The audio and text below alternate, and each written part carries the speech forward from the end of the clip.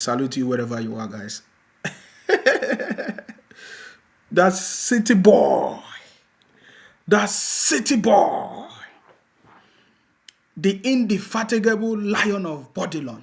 That is who he is. Asiwaju of the West. Jagaban of the North. His Excellency Asiwaju Bola Ahmed Tinubu. That is the man of the moment. Jagaban holds the key. Are you getting me now? To the peace, prosperity, and unity of Nigeria as it stands now. Of course, we have defeated all the defeatables. We have defeated all of them today. That is why they are panicking, guys. I salute you wherever you are. I just say, let me come here. Let us have a discussion, okay? We have defeated them.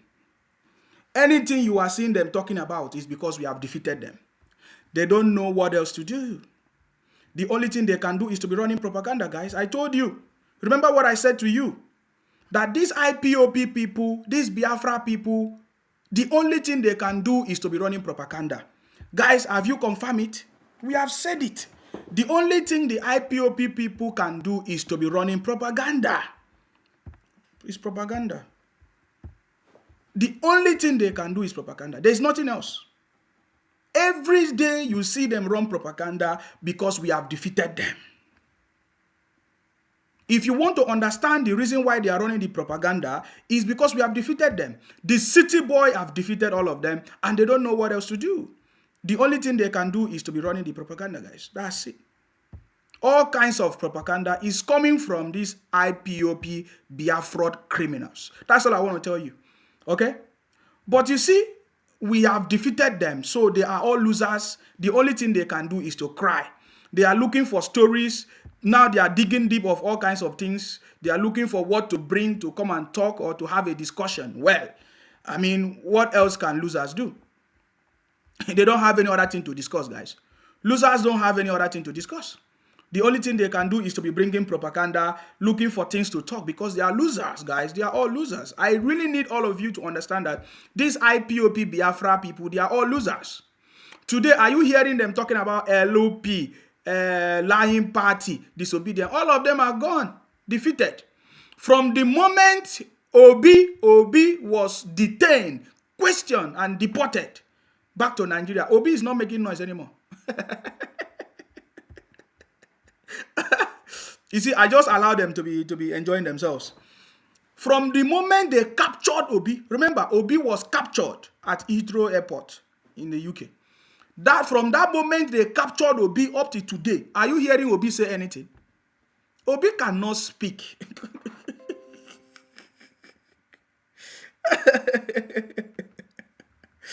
I salute you, guys. Obi cannot say anything because he was only trying to deceive his brothers and sisters. But right now, he doesn't know what to do again. Obi and his group and his lying party, disobedient children, including IPOP, Biafra criminals, have been defeated big time. That is why today they don't know what to do. They are running propaganda everywhere. I saw them the other day. They say they write letter to United Nations. Okay, they are now writing letter to United Nations. They are no longer getting their Biafra. In fact, some of the people that have been supporting Biafra today, they are now in government. Some of them, they won election during this last election. They are now office holders, political office holders in Nigeria. I'm telling you guys, hopefully I'll be able to connect with Ijele Speaks to come and tell us more about these Biafra people that have been shouting Biafra, Biafra, Biafra. Today, they are now the one holding political office. They contested in election in Nigeria and they are now holding political office.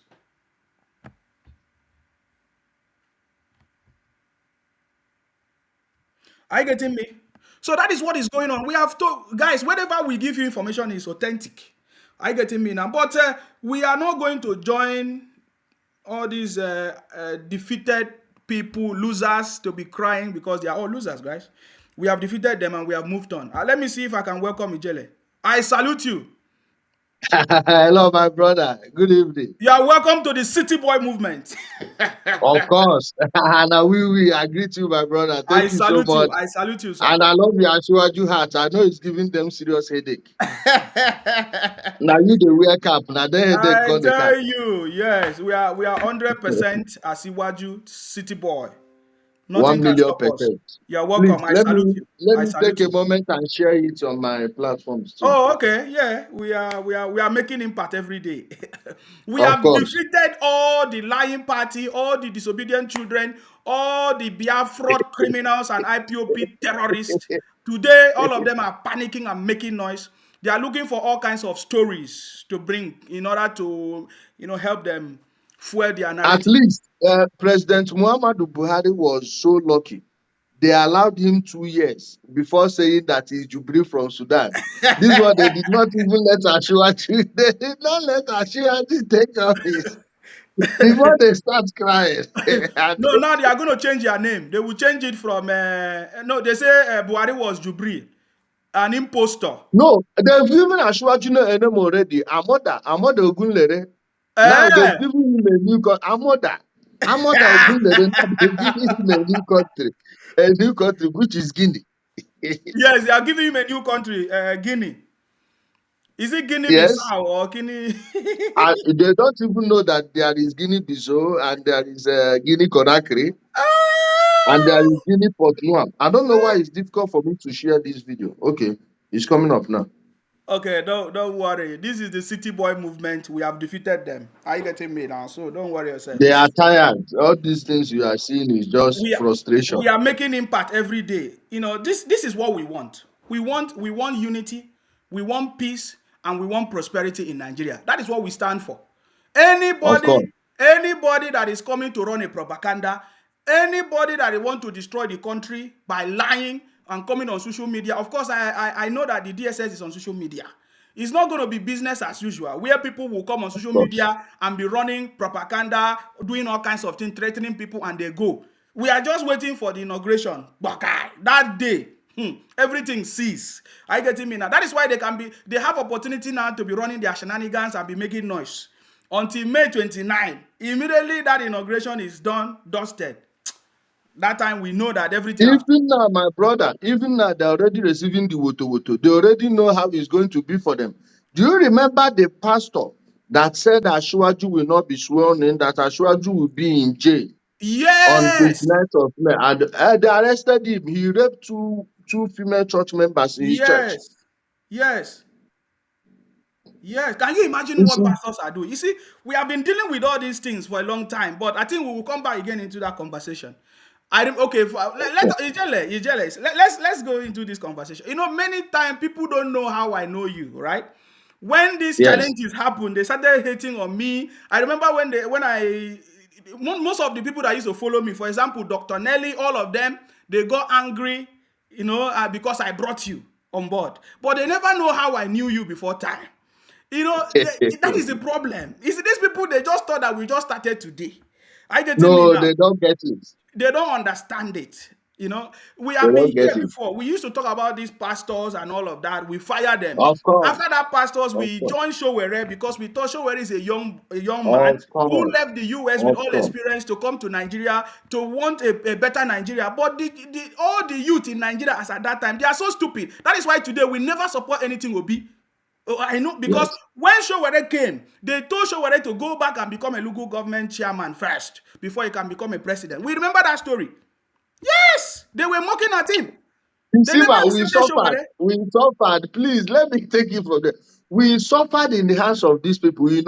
They thought that our path crossed just with Ashwaj Bola Ahmed Tinubu. Nsima is a guy I've known for long, and our path crossed because we all believe in Pan Africanism. We all believe in what will move Africa forward. And one thing you have to know in life is this: when you are a kid, your circle of friends will begin from your siblings, then your neighbors. If you are living in your village, is your kindred, then your village, from there your town. If you are living in the city, is your neighbors, from your neighbors to your street, from your street to your district. That's how it happened. But when you start to grow up, you will see gradually those of your friends that you notice even from infancy that your ideologies and theirs don't match. Within 15 years, you will even forget their names, you will forget that they exist. Then you begin to make new friends. That is what we call maturity stage friends. Those are the people you meet because your ideologies align, or you belong to a particular religious sect, or you belong to a particular political organization, or you work in the same factory or the same company or the same firm, or you are in the same profession, you are in the civil service. Then when it comes to this internet, when your ideology is on truth, when your ideology is trying to innovate and advance our generational civilization, you will see that your path will cross with those people. My path did not cross with Nsima first. It started with when we started exposing these criminals, because we know from time that they are the main problem of the country. Take for instance now, imagine if your brother was one of the pastors that attended Shetima's presentation, official unveiling at the International Conference Center. And these criminals, these IPOB criminals that have turned the social media space in Nigeria to a toxic terrain, into a toxic terrain. Imagine they were the ones selling you, were your brother, your sister, your cousin, or any of your relatives.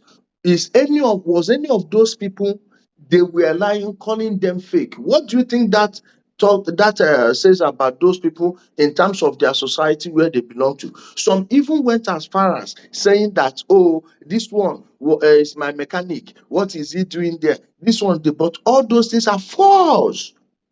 You understand? Those things don't group us with those people. We are people that no matter what, some of us can make mistakes here and there. And when we realize the right thing, we can change. I and Nsima started with Pan Africanism. Then 2019 came. Before 2019, 1999, I supported Olufalaye. 2003, I supported APP. 2007, I supported ANPP. 2011, I supported CPC, still the same President Muhammadu Buhari. 2015, I supported APC. Then 2019, judging by what was happening there, and I was not on ground, truly, so many people around the president, from Saraki, Dino, and co, I saw them as a bunch of losers, but I was never going to campaign for the PDP. Then we saw Moyele Sowore. We saw in him a youth who believe that if we all get behind him, we can force these people at least to have a runoff for the first time in the history of Nigerian politics. That was our target. At the end of the day, like Nsima said, these same people that are forcing you to follow Obi told us that Sowore should start from local government chair. Some even said councillor. Some said councillor. They did not do anything. And after that 2019, then I myself, I knew that Nigerian youth were not ready, because we saw all the campaigns. That time, ask anyone from AAC, nobody ever gave me a dime. In fact, these people that are shouting labor today, you see that criminal I want to address today, Ugo Chinyere. By then, he was fully PDP. Today, he's in PDP. He won election in PDP, but we are going to come to that side. They were the ones through Nnamdi Kanu platform lying that Sowore is paying us, that they've bought us over, we have done this, we've sold that. Meanwhile, not once, not one day, Omoyele Sowore is a very good friend of mine. Those of you that are listening to, most of you know him, he's a popular guy. If you ever meet him, ask him if ever anyone had given me a dime. I did that thing out of my own volition. Then the same people that did not give us a space then are the ones that came now forcing us to vote for a criminal as a as a breath of fresh air. Now, that goes to this issue we are talking about today. Please, I don't know if you put the photo of this criminal we want to talk about now, please.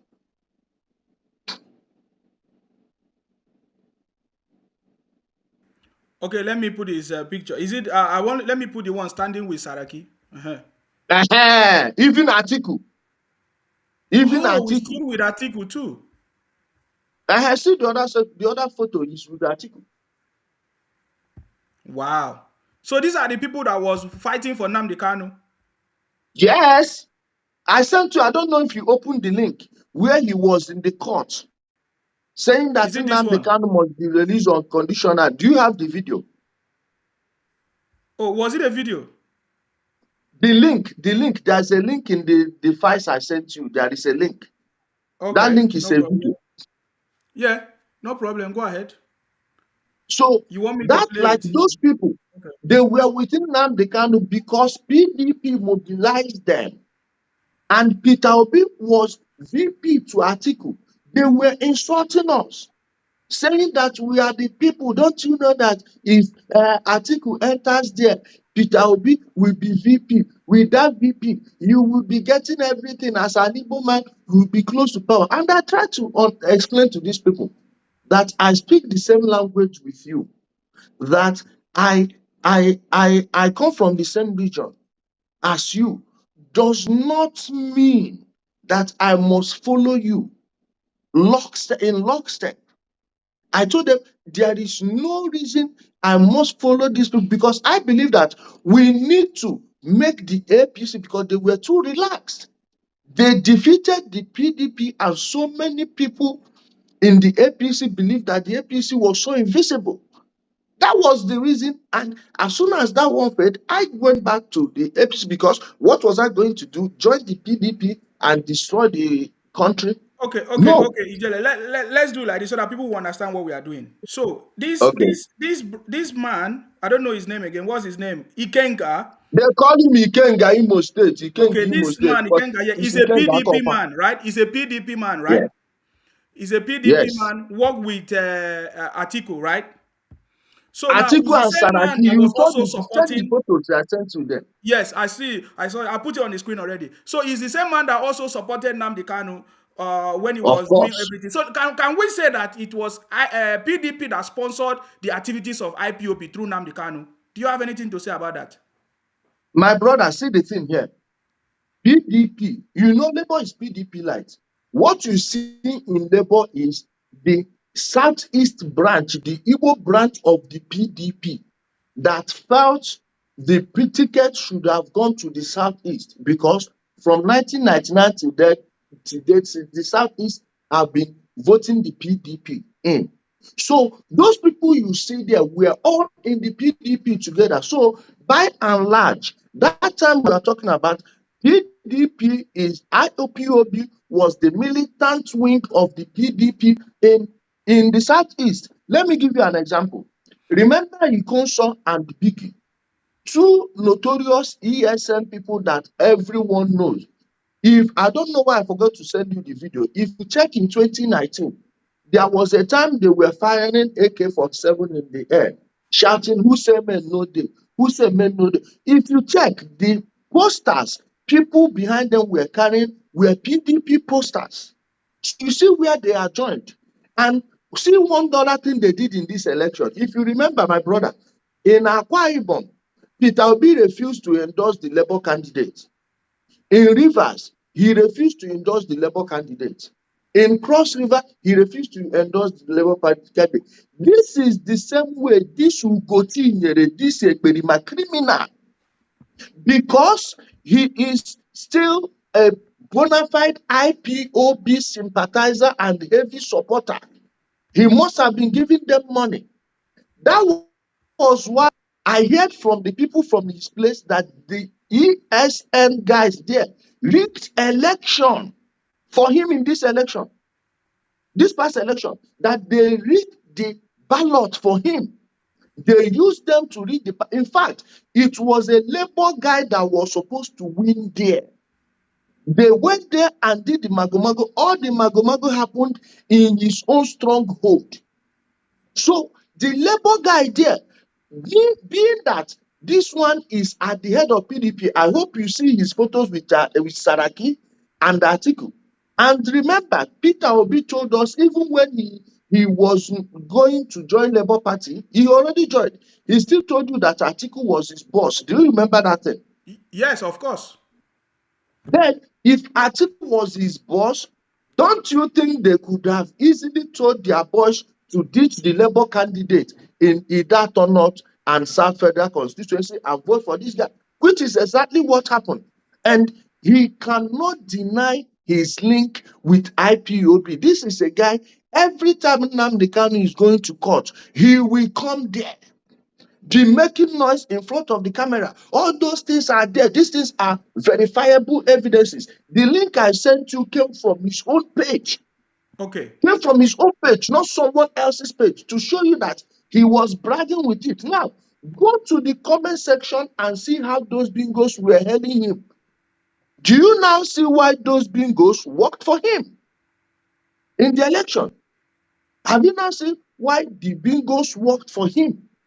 This is exactly what these people are doing. Biafra by night, Nigeria by day.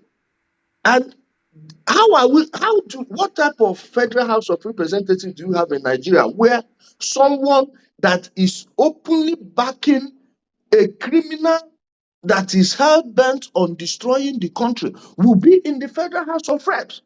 And the same guy is the one on TV every day crying, oh, the election in Imo State.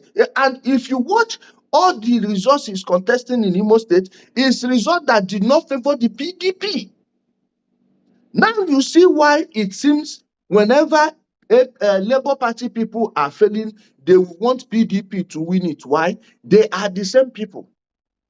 I don't know what someone needs to do before they expel the person, even if the person takes his seat in the Federal House, because this type of people, if they don't expunge someone like this from the House of Reps, you don't know how many of the other criminals that are there. All the ones they elected under Labour and PDP are like lizards. They are all lying on the floor. You don't know the one with a belly ache. And how do you know them? Is by their fruit, by what they have said, what they have done. This one, do you know that it will take something special, Sima, for you to leave what you are doing to go and attend the court proceeding? You must have been heavily invested in that movement to show you that this criminal is just the people, the type of people we don't need to allow anywhere near power. And they are being allowed to use the criminality they established. He is from Idato North. Rochas Okorocha is from Idato too. And if you notice Rochas, in this past election, he pretended as if he was neutral. But my brother, let's tell ourselves the truth. There is no neutrality in politics, especially Nigerian politics. There is no neutrality. So I believe he may have taken him under his wing because there is no type of PDP person. There is no type that you don't see him with. And he will come and be bragging. Remember when his house got burnt? Till now, he said he got the photos of the people that burned the house. Till now, we've not seen the facial description of any of them. You have a camera, you say you're hiding, and that thing burnt. Don't you think that that thing is beginning to look as a false flag attack on himself in order to garner sympathy? But one thing that attack did is that he exposed him for who he is. For instance, inside the compound, how many unbranded vehicles were there? Expensive vehicles. Let's say the branded ones are the campaign vehicles, they don't belong to him. What about the unbranded expensive vehicles they park there? Most of them, nobody is even driving. Nobody is even driving. Double mansions in the same compound. Meanwhile, the road he is using to enter that gate, there is no single concrete, let alone cement, anywhere. And he will come out and tell you that he is fighting for the people's fundamental human rights. Now ask him, who is funding him? The guy is a criminal, an agent of destabilization, an agent of the people that wants to destabilize Nigeria. But they have something else coming. if they think that the Georgia administration will be like the Buhari administration, they are gravely mistaken. Thank you, my brother. Thank you very much. And just to be clear, so this guy, I Ikenga, can't hear you. It's like you mute your mic. Okay. no, my mic is not mute. Can you hear me now? Okay, I'm hearing you now. So this guy, I can hear you clearly now. Ikenga, who is in PDP, working with Saraki and Atiku, of course, as now, what you are saying that he has won election now in PDP. Has he won That election? is what they said. That is what they said. Yes, in the House of Reps, but the Okay, same House of person. Reps in Imo State. Yes, In Imo yes, State. But yes, yes. this is what he was doing. He said, according to him, 11th of November 2021, Ikenga Imo Ukochinyere said, he's a Yes. spokesperson. He's the opposition coagulation spokesperson. Demands unconditional release of Nnamdi Kanu as first step towards achieving peace, genuine negotiation, rebuilding confidence and enthronement of justice, equity, and fairness, says Buhari's government approach to Nnamdi Kanu's trial bereft of fairness and driven by hate and vengeance. That was the statement he made. So what you are trying to explain to us is that they are using this IPOP and Biafra as a vehicle to achieve what they want to achieve. Either Of they course. use the boys to cause problem everywhere so that they can achieve their political aims, or so that they can use it as a pressure group to pressure the government to favor them politically and all of that. And to fool the locals. Not many locals. You used to, that thing you used to believe about Biafra. That is what many of them still believe till this day, and there is no amount of evidence you present to many of them, especially the ones in the villages, that will change their mind. So what he's doing, he will use this one to get clout. With that clout, the ESN people in his neighborhoods, they will begin to work for him. Do you remember? You know that every time you see an APC person, he will hardly be in his village. He will be in Owerri main town, mostly because of these people. But this one will happily go there, not afraid of anyone. Remember, ESN, what they are saying openly is that they don't want politicians. Any politician they see, they will buy him. Now, you have ESN camps in Akokwa. Why didn't they buy him? To tell you that these people are the ones pushing the buttons from behind. The guy is an IPOB sympathizer. One thing about the Northerners is this: the Northerners are very lenient. If the Federal Capital Territory was in the Southeast, and somebody that is supporting organization that is buying the Southeasterners, just like they are buying Northerners in the Southeast, you will come and stay in this Abuja. You will not last 3 months. You will not last 3 months. They will take you out. In fact, you would be lucky to get removed from the court.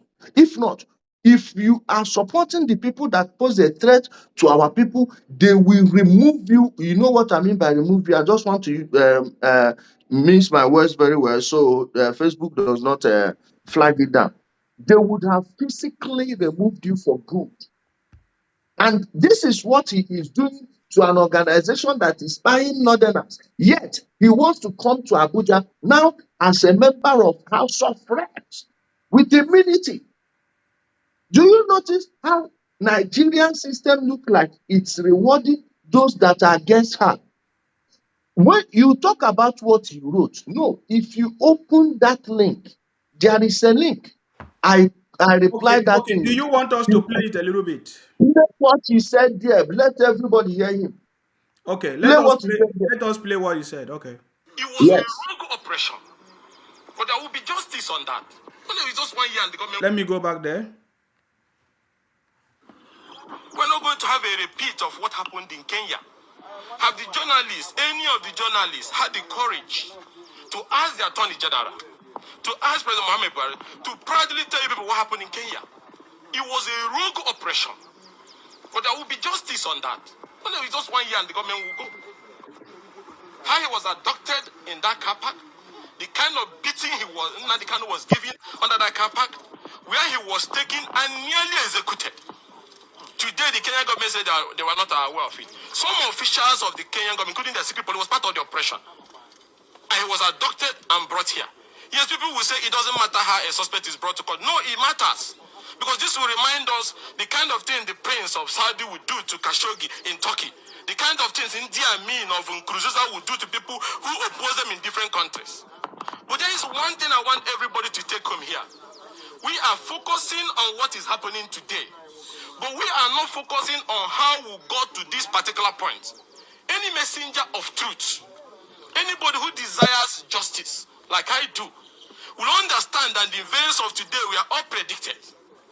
You saw the injustice. You saw the lopsidedness of actions that was taken by the president from the very moment he was sworn in. From the issue of 95% to 5%. The president carried on with divisive policies, which you know. Hate was promoted. Divisions was promoted. And all the people who are complaining today, what did they say? When there was those killings in Nimbo, those ones in Okigwe, those ones in Delta, where people were killed and raped, what did you tell the president? What did you demand? All of you were here when we even asked for a change of the service chief for us to be able to bring But proactive then that action. is a lie now. They are the ones killing people. No, no, let's just don't forget, just pause there where you are. Let's unpack some of the things he said so far. Remember, the Mr. President, when he's talking 95 and 5%, he said, one, there is no state that President Muhammadu Buhari denied their statutory allocations. Every state provided their own ministerial quota. Every state appointment complete. But when you come to all these ones about your kitchen cabinet, why would you bring in people that did not vote for you and sideline people that voted for you? For instance, Nansima, your own people got insulted by these Umo bingos because they supported Ashwaju Bola Ahmed Tinubu. Now, the same people are coming to drag the Senate presidency with you. Meanwhile, we were telling them the people that contribute most will have this thing, and it's between the southeast and south south. You went there, went the other way. Now you will want the south south to ditch their own effort, their own sweat. You will come and eat it. But that's by the way. Nnamdi Kanu is talking about. Why didn't he tell Nigerians that this guy, they granted him bail, he ran away? The thing he was calling Python dance. Python dance was an operation in the entire South. It was in the Southwest, it was in the South-South, it was in the Southeast. Nnamdi Kanu used this as an opportunity because he has people within government, in the police, in the army, that are giving him information, especially the sister that is in the police. So he knows. If you remember where that video where they were stoning the army, they were showing us before we brought our own video, they were showing us where army was attacking them, but they failed to show us where they were attacking the army, and they injured two of them. In the background, you could hear some of them saying, get their guns, spy them, get their guns, spy them. In that video, Bright Chimezie Ishinwa was the one that that recorded the video. Then this criminal ran away, was telling his people to go and buy our own policemen, our own army, went and broke the Owerri prison. Even during NSAS, you saw the orders he was giving. And somebody that wants to stay in the House of Representatives. What is the population of Nigeria and what's the number of people in the House So of hold on there, because I need people to understand this. Now, so this person that was talking like this, using IPOP to create violence, using ESN to bomb properties and killing people, has now been voted for into office as a House of Representatives. Is that what you're saying? By the Igbo people. Yes, yes. And they robbed the Labour Party candidate, Pascal Obi. Pascal Obi was the one, okay, ask them, how is it that in that place, all the seats, all the votes for the presidency went for Labour, and not even half of what they voted in the presidency was voted for them in the House of Reps, which took place the same day? Going back to what I told you, this Labour Party and IPOB, they are the same.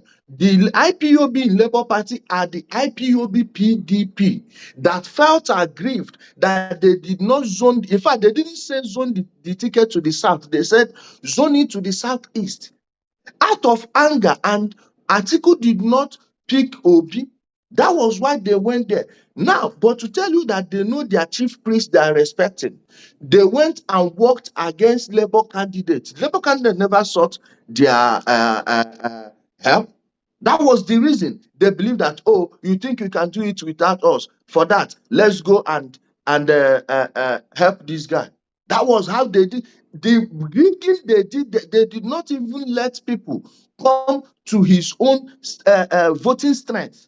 The areas of his voting strength, they did not even allow people. They went there, rigged every nonsense, came out there and wrote result. Now, that Pascal Obi, they sidelined him to show you that many people you see in Labour Party, of course, you can see the fight that is ongoing there now.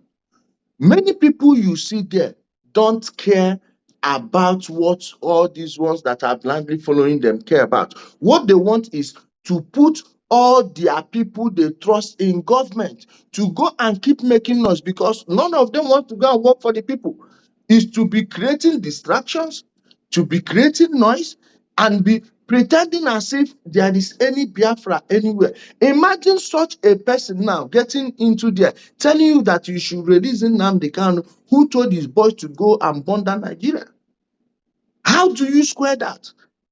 Now, check many of the things he said there. That Nigeria, he doesn't even know where Idi Amin came from. Look, go play if you can play back. He doesn't even know Idi Amin's country, and he will be presenting himself as a smart person. Meanwhile, I have heard from, my brother, we are in a very dangerous period. And when you are saying some things, you need to, be direct with your statement. Make a direct statement. If you don't know, you say you don't know. Like this one I'm saying. I've asked myself, this guy is a dummy, a dafty, Humpty Dumpty, Akokwa made. Yet, how did he get to this place making noise? They are putting him on TV, and they said that Atiku house is going something else mix am. I no go talk anything because I no hold any evidence for hand. But all of una know wetin they say Atiku they do. Please, if you don't know it, check the comment section. Some people will be commenting it there. You will not hear it from my mouth. I hear say then they Farab. Now I make them, they come, they promote it, because I don't check this guy. This is an empty fool, very vacuous. Imagine Idi Amin, he doesn't even know his country. He just want to quote things. I know all these people, what they are learning. Check the country he mentioned. I think it was a Hollywood country that does not even exist. Just to appear smart. You see them making noise. Ho, ho, ho, ho, ho. Like the same Nnamdi Kanu, they are following. You watch this type of person, and this is the person they are telling us is coming to the House of Reps. They need to expel him immediately. On the ground, he needs to stand before the world and tell us what he thinks about IPOB and Nnamdi Kanu. If you notice, Peter Obi refused to condemn ESL and the Yes. activities of IPOB, He never. even when he said by his own brother, the husband of Dola Akumiri, the late Dola Akumiri. The husband, in fact, this church, he was telling them, oh, it's a religious war. Anyway, Crusader Peter Obi, the day they buy TK Akunini, they buy the Reverend Father here. They buy the Reverend Father. He did not even mention it. He refused to condemn these things. Now, you see the same person supporting this bingoism, openly going to court to witness Nnamdi Kanu's case and coming to create a social media noise just to create a buzz, to give legitimacy to what Nnamdi Kanu is doing. Are you noticing anything now? Are you noticing the parallel? They look alike. That is because they all serve the same false god of Biafra, which they are using to keep Igbo in cage. Check, for instance, my brother, when you are in your place, you see your priest saying something, your politicians you respect, even an ex-governor supporting the same thing. You see someone that is going to run for House of Reps supporting the same thing.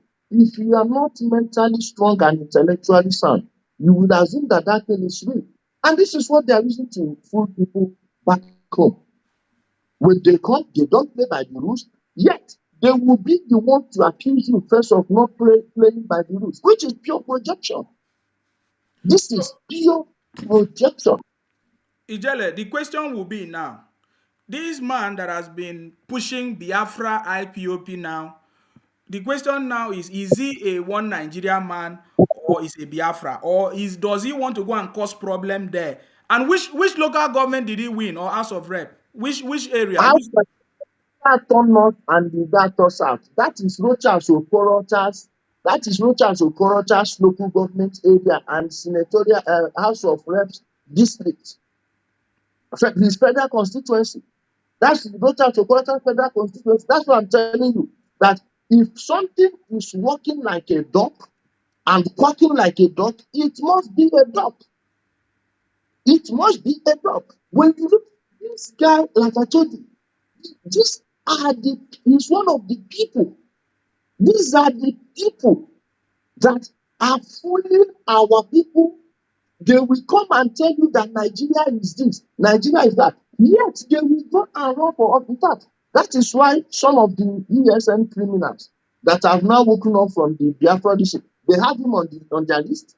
They have Nosonko on their list. They have Emmanuel Kano on their list. They told China Samwewu to come back that they will finish him. So anytime you see anything happening to them, know that the ESN criminals they fool, because many ESN when they're believing that these people are looking for a Biafra. Now he still used them to get into office. I heard from a source that what he used to win there, that he was telling them that when he goes there, he promised them that he will go and speak for the release of Nnamdi Kanu from inside the House of Reps. And he took their oath, according to the guy. He said he took their oath in their camp. So this type of person. So he's aware of the people, this guy. If somebody is supporting Nnamdi Kanu, how wouldn't he be aware of ESN? Rochas Okorocha, in whose area he's coming from, is he not the one that openly told you that he gave IPOB 500 million naira, 250, 250? Didn't he say it on Channels TV? Am I the one saying it? These are the same people, the same clique that don't want to put an end to this ESN. If you are looking for the ESN, forget the people in the bushes. It's these ones that are giving them material support. The support they are giving them, just even on media, is more than money. Yet, this is the same person they want us to. In fact, they really need to investigate the returning officer that declared this guy winner. This Pascal Obi is not APC. He's in Labour Party. You know my fight with Labour Party. Yet, I cannot sit down and let a crook rob another person just because the person is not in my party. It doesn't have to be APC, but I'm telling you, this guy robbed someone else using the same Biafra we all know that doesn't exist. That thing alone should disqualify him.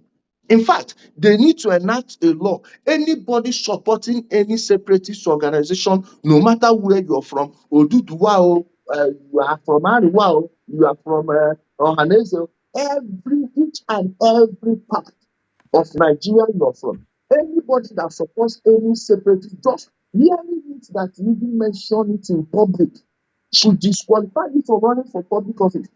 If that criminal that calls himself Ikenga is not Ikenga, I don't know where they get to that at. You know, all these criminals, all these vacuous people that don't have anything going for them, that are into 419 and other criminal activities, they love names. Ask him where they gave him that Ikenga. Call him Ikenga that, or Ikenga from his community. You look at this type of people, you want to allow this person in the House of Reps on the floor, like, which can't see finish past that one? Okay. Which can't see finish past that one? They really need to check why, and how this guy escaped through. So now you have explained all these things, what is going on. What do you think the federal government should not do to these IPOB Biafra criminals? All the criminals, one, Nnamdi Kanu, they should remove the case from Bintanyako let me say this one on air. Let them record me. One of Nnamdi Kanu's lawyers, the one that look like this bottle, they call him Maxwell Opara. Maxwell Opara told me, in fact, Barrister Samuel Inyeseken Jr. was there that day.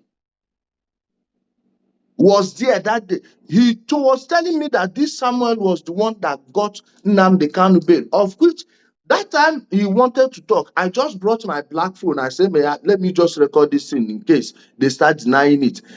Because I first showed him how much. You know, you are in the UK now. You saw how much they are collecting from people annual payment. I showed him and even showed him how much they are paying. They are contributing every member compulsory payment, legal fees in pounds. My brother, his head exploded. He started telling me. He told me that he was clerking in the office of Bintanyako. That Nnamdi Kanu's father-in-law, Uchechi's father, was the one that contacted, and they know that he is in good terms with Justice Bintanyako. I'm saying this on air. He said that it was him, his relationship with Justice Bintanyako, that got Nnamdi Kanu released, yet they sidelined him. He said the money they gave him, he said the first time they gave him, is it 200 or 300,000? Then the one that made it 500,000, they gave him twice. Then after I told him that if he lies, I know the date of the court. We will go and reverse the camera of the. In fact, for a reason, I know all these people, they are dummies. They are dummies. All these things are local boys now. I made sure I was at the outside of the gate by just opposite the camera, where camera will be seeing us. He goes to the Federal High Court more than me. Maxwell Opara, go to that place we are standing. Take a look from that place you yourself was standing that day.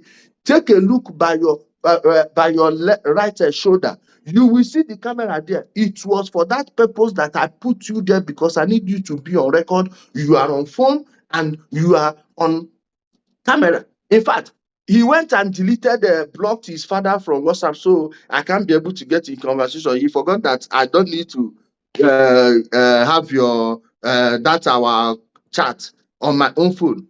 I have one officer will take it off, which they know. They will pull it up. If they say it's a lie, let them break it. So they start from there, change the judge that is in charge of that case. If they know what they are doing to anybody that picked up arms against the country, let them do it to Nnamdi Kanu first. Then all the people that are supporting him, all the people that are giving him money, forget what position they may be occupying. All these people, they are criminals. Their people don't even support them. Their people are just afraid for them not to buy them. All of them from A to Z seize all of their properties because they are terrorists. They are funding terrorism.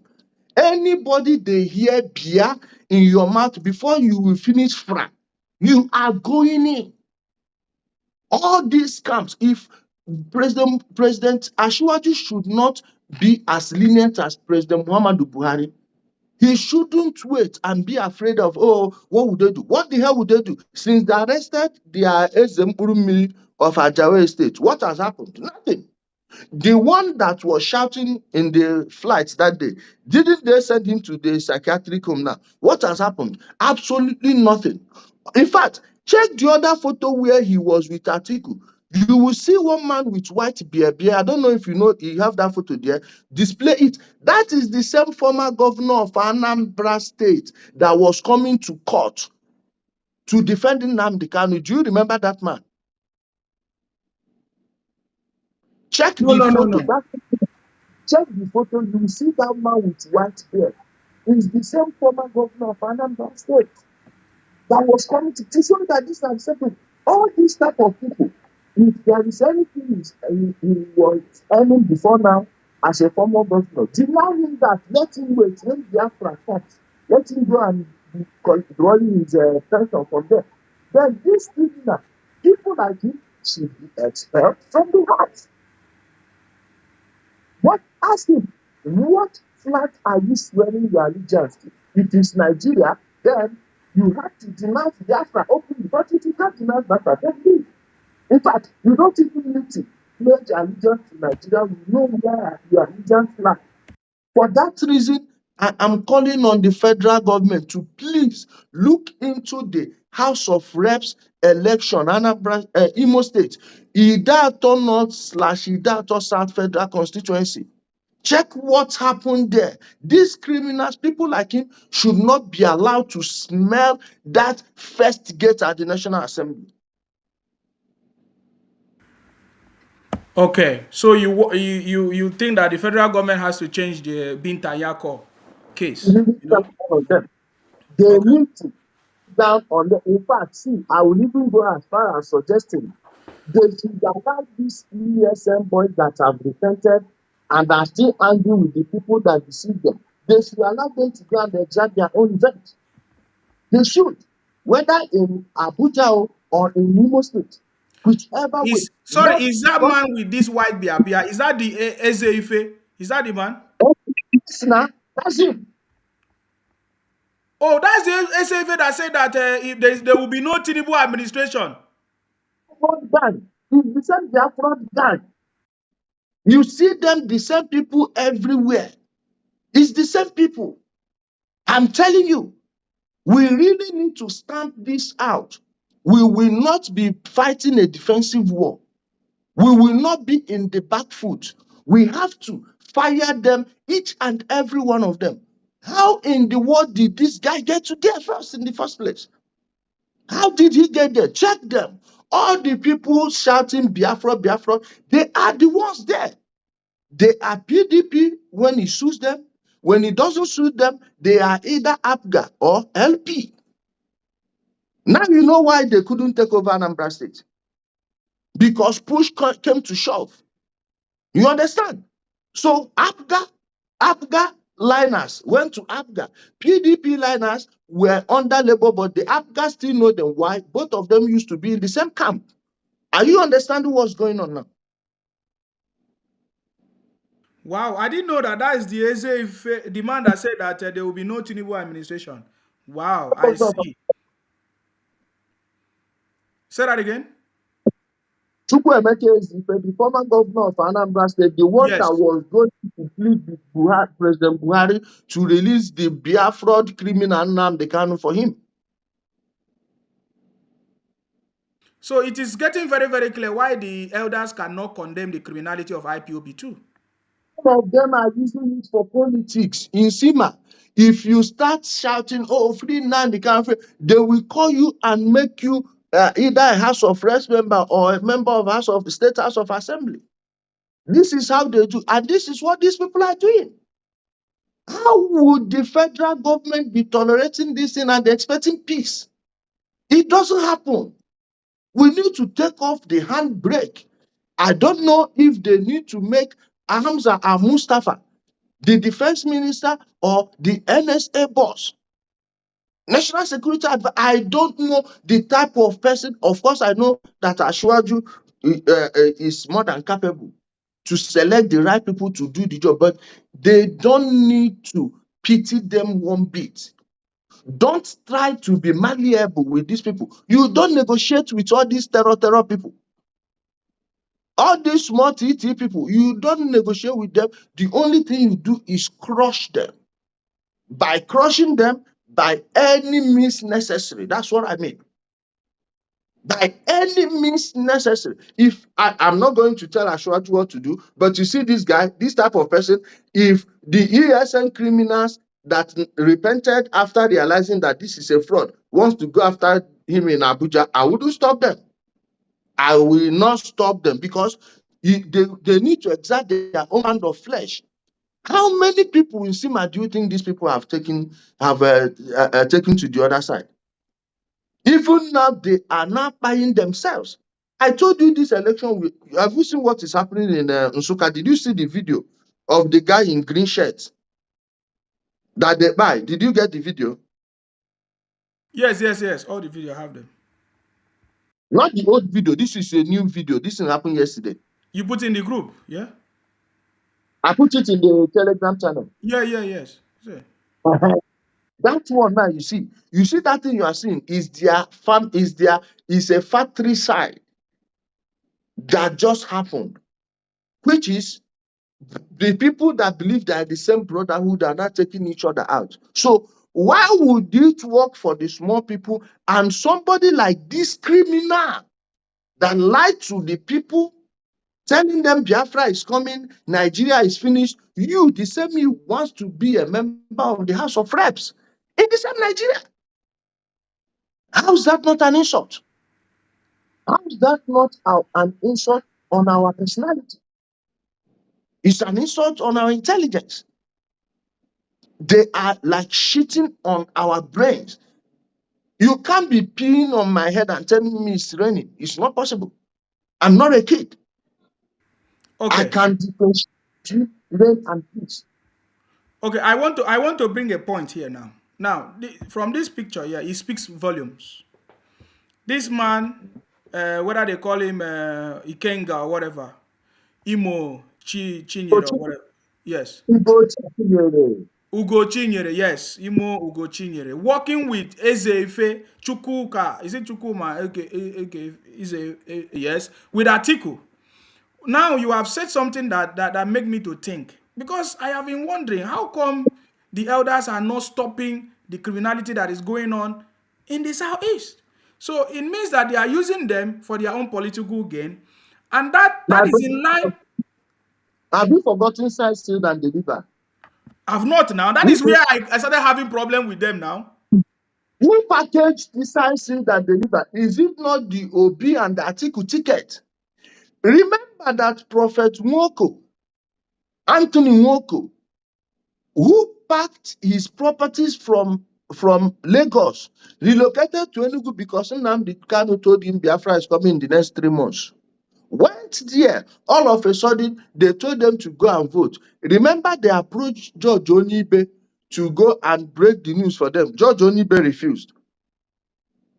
Then they told Prophet Nwoko, the man refused. He did not only refuse, he came out and told them that Nnamdi Kanu sold Biafra and he had collected money from Atiku and Peter Obi. Are you understanding where that's coming now? You see how it's coming to a head. Then that's money they collected to declare to these ones that they've signed, said, and delivered Biafra came from the same source. See Atiku, see Ezifena. Didn't you see when Atiku came to Anambra State? They almost sucked his dick. The way they were following him. Mbazilika Mechi was there telling that his dream is to see Atiku become president. You see all of these people, because what they want is money. The politics of the Southeast has been poisoned a long time ago. From even before 1966, these people have been scheming evil. And these people, their plans are totally different from the plans of the ordinary Indigo. What they do is, when they fail, they come back and tell you, oh, this attack on us is an attack on all of you. Because this is what psychopaths do. This is what political sociopaths do. They will make their own problem your problem, but they will personalize everyone's gain to themselves. I.e., all the money that will be coming will go into their pocket. But the day the federal government start asking them how far, they will tell you, oh, they're attacking us because we are from this place. Oh, we are from that place. Oh, because this is our religion. Oh, because the other one is not our religion. This is the trick Nigerians need to find out how it operates. When you cut through that web, you begin to see clearly. When you cut through that web, these fools, these criminals will not be able to fool you. They can go and be confusing those they are confusing in their region.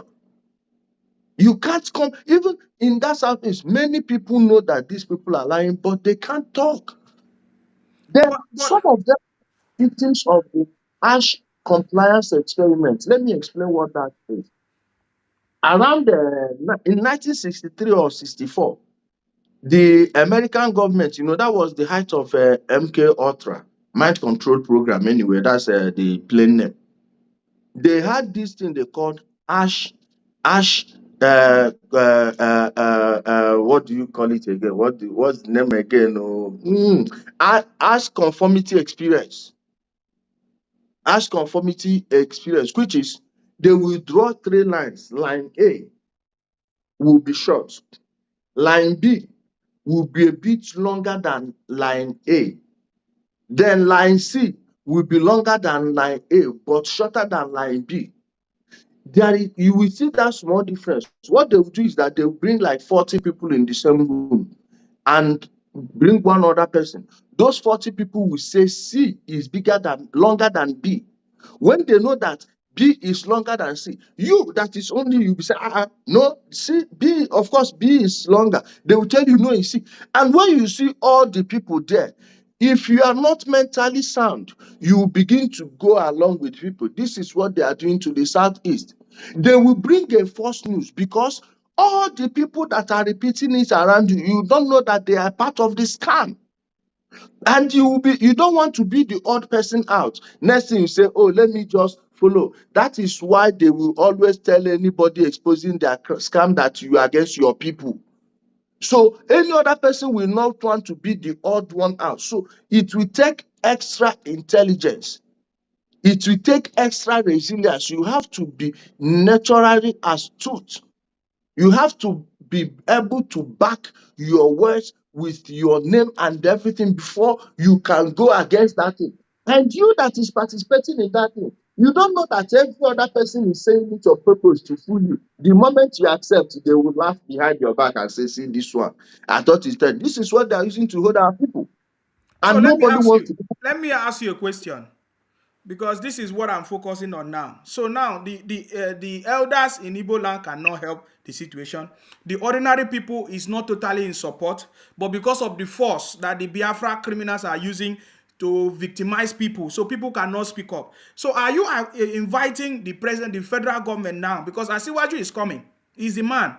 Are you inviting Asiwaju to come? Because he's the government of the day. How do you think that the federal government can help resolve this issue in the Southeast? See how the federal government will resolve it in the Southeast. As soon as the handover is done and dusted, let them push at the very least, 10,000 troops in the Southeast. Engage technology. In Nigeria today, our Air Force, our Army, even the police, they have their drones. They have these quadcopters. Those quadcopters can navigate through vegetation like our own. You know how our vegetation is. Those quadcopters can go and collect information. These people are not hiding. They have their camps in people's communities. And because when you come, only one artillery barracks will want to go and this way, or maybe only DSS in most states will want to go and attack them. But when you push the entire military, the Southeast is a very small place. From Upper Iweka, from Upper Iweka to Owerri Road to Owerri Gogo sealed. You sail from there to Olu. From Olu, you sail to Idato. Then the other people seal Okigwe. From Okigwe, you move it towards Enugu State. Round it. Then cross from that Enugu to Nsukka side. You block them. When you block them, send in your jets, your choppers, your quadcopters, your drones to be monitoring them. The ones on the ground that on patrol will be picking them up. There is no ESN camp that is not known. There is no criminal they are using to operate that is unknown. Forget this unknown they are talking about. And all these states, especially Anambra State, every policeman there needs to be redeployed.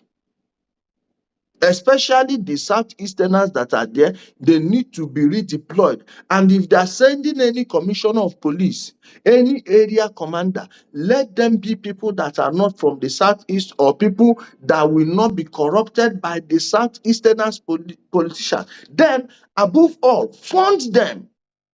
In Nigeria, we have the money. You fund them, extra incentive. Watch the army clear these people. This thing will not last too much. In fact, if all these their camps, let's say from Osu Itokwa, Osu AIA, if you close down the entire Osu AIA, close down the entire Nnewi South, close down entire Nobi area, Close down Ogidi from Ugwu Asike, close Oka down. You see all of them in Anambra State with good intelligence gathering. Just splash small money to the people, they'll give you the right information you need. You pick each and every one of them, one after the other. And I will suggest one thing. There is this technology, gun shot residue, gun GRS, GSR, gunshot residue. What it does is this: when the powder is applied on your at the back of your wrist like this, when it's applied here, then they put it under a light. If you have shot a rifle, a pistol, or whatever in the last 1 month, you light. Every boy of military age, anyone that looks suspicious, give him that test. This is something that the kit is very small to carry. Buy it in many units, maybe 50 units. Start searching all these people, because what they do is when you go to look for them in the camp, they mix themselves up in the civilian population. But when you start doing that, you will be catching them. If you catch one, he will lead you to the other. You catch the other, he leads you to. In fact, sometimes you don't even need to go as far as that. For instance, now, the ESN criminal that fired Dr. Chika Akunili, Dr.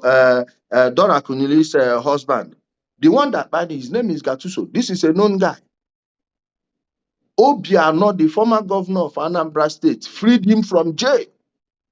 Tell me why Obiano will free him from jail if not to be doing his political dirty works. So you understand the danger we are facing. You understand how deep this has eaten into the society, especially in our region. Yes. All these things to be And, taken and care of. and that is why I've been saying, how do you feel that the IPOP now and Biafra in the whole of the southeast have now become a problem to the country? Because right now election is over. Everybody is supporting the president. But it's only the people from the southeast that are not supporting the president. What do you have to say about that? But they have planned this a long time ago. Hatred of Ashiwaju did not start today. They've not forgiven Ashwaju since President Buhari became president, because they believe it was Ashwaju that took the entire Southwest vote and moved it from the PDP to the APC. That way, Ashwaju became President Buhari became the president. So every attack they are channeling at President Muhammadu Buhari. If you notice, they are using the tail to attack Ashwaju too. In 2020, nobody knew Ashwaju would be running for the presidency in 2023. But you hear Nnamdi Kanu carrying Ashwaju on his head. Even made Lagos State the center point of his attacks during that NSAS baby coup attempt. Because he did not start today. He was even saying, oh, go and destroy his business. Oh, he said your term must go down. This one will happen. Didn't you hear it? So this is a hatred they've had in the past. And our political class, not in the Igbo, an ordinary Igbo man does not have a problem with Yoruba people. But the Igbo political class from day one. Okay, let me even give you this one. You know, when Peter Obi was trying to install Obiano as a governor against Ngige, they went and put Ngige's photo with that of Chief Obafemi Awolowo. And that's because they have destroyed the name of Awolowo first. Without realizing, you saw the way they were attacking Soyinka, because he told them the bitter truth. Without realizing that Soyinka spent 3 years in jail because of Biafra. Now, Awolowo, after the war, without even approval from the Federal Executive Council, Awolowo sent 948,000 pounds. 948,000 pounds of those days, say, just call it 1 million pounds of 1970. Check how much it is now, my brother. You see the millions of pounds Awolowo gave them. He paid it into the account of Nnamdi Azikiwe's bank, African Development Bank. He said he did it because he doesn't want to wait for the Federal Executive Council. He said the Igbos can go and access loan from there. They ate that money. I don't know a single person that accessed any loan from that money. But after eating the money, they still came and told us that Awolowo is the number one hater of Ndi Igbo from the Yoruba. It's now we are beginning to realize that is when they go out and see a big political figure from another region, they will not defeat. They will go and lie to their people and try to use you as a cannon fodder, as a battering ram against the person. That was how that thing started. So what they are doing to Tinubu is the same thing they did to Abiola. And the Abiola suffered the same fate as Obafemi Awolowo during Abiola's time. In the church, they were saying it even in our own church then, that Abiola bought container loads of Bible and sank it in the Atlantic Ocean. Why at the same time telling the northerners that Abiola was busy building churches for people in the south? So for you to know when they started this ethno-religious politics. So what you are seeing, if you go and check how they were attacking Awolowo and how they were attacking Abiola, the only thing you need to change is the names. If not, the attack is the same. It's just the characters they were attacking at that particular point. Everything they are planning, there is nothing they are doing that's not on purpose. So very correct. I like that because what you are making reference to what has happened before, even from 1966, 1993, thereabout up to today.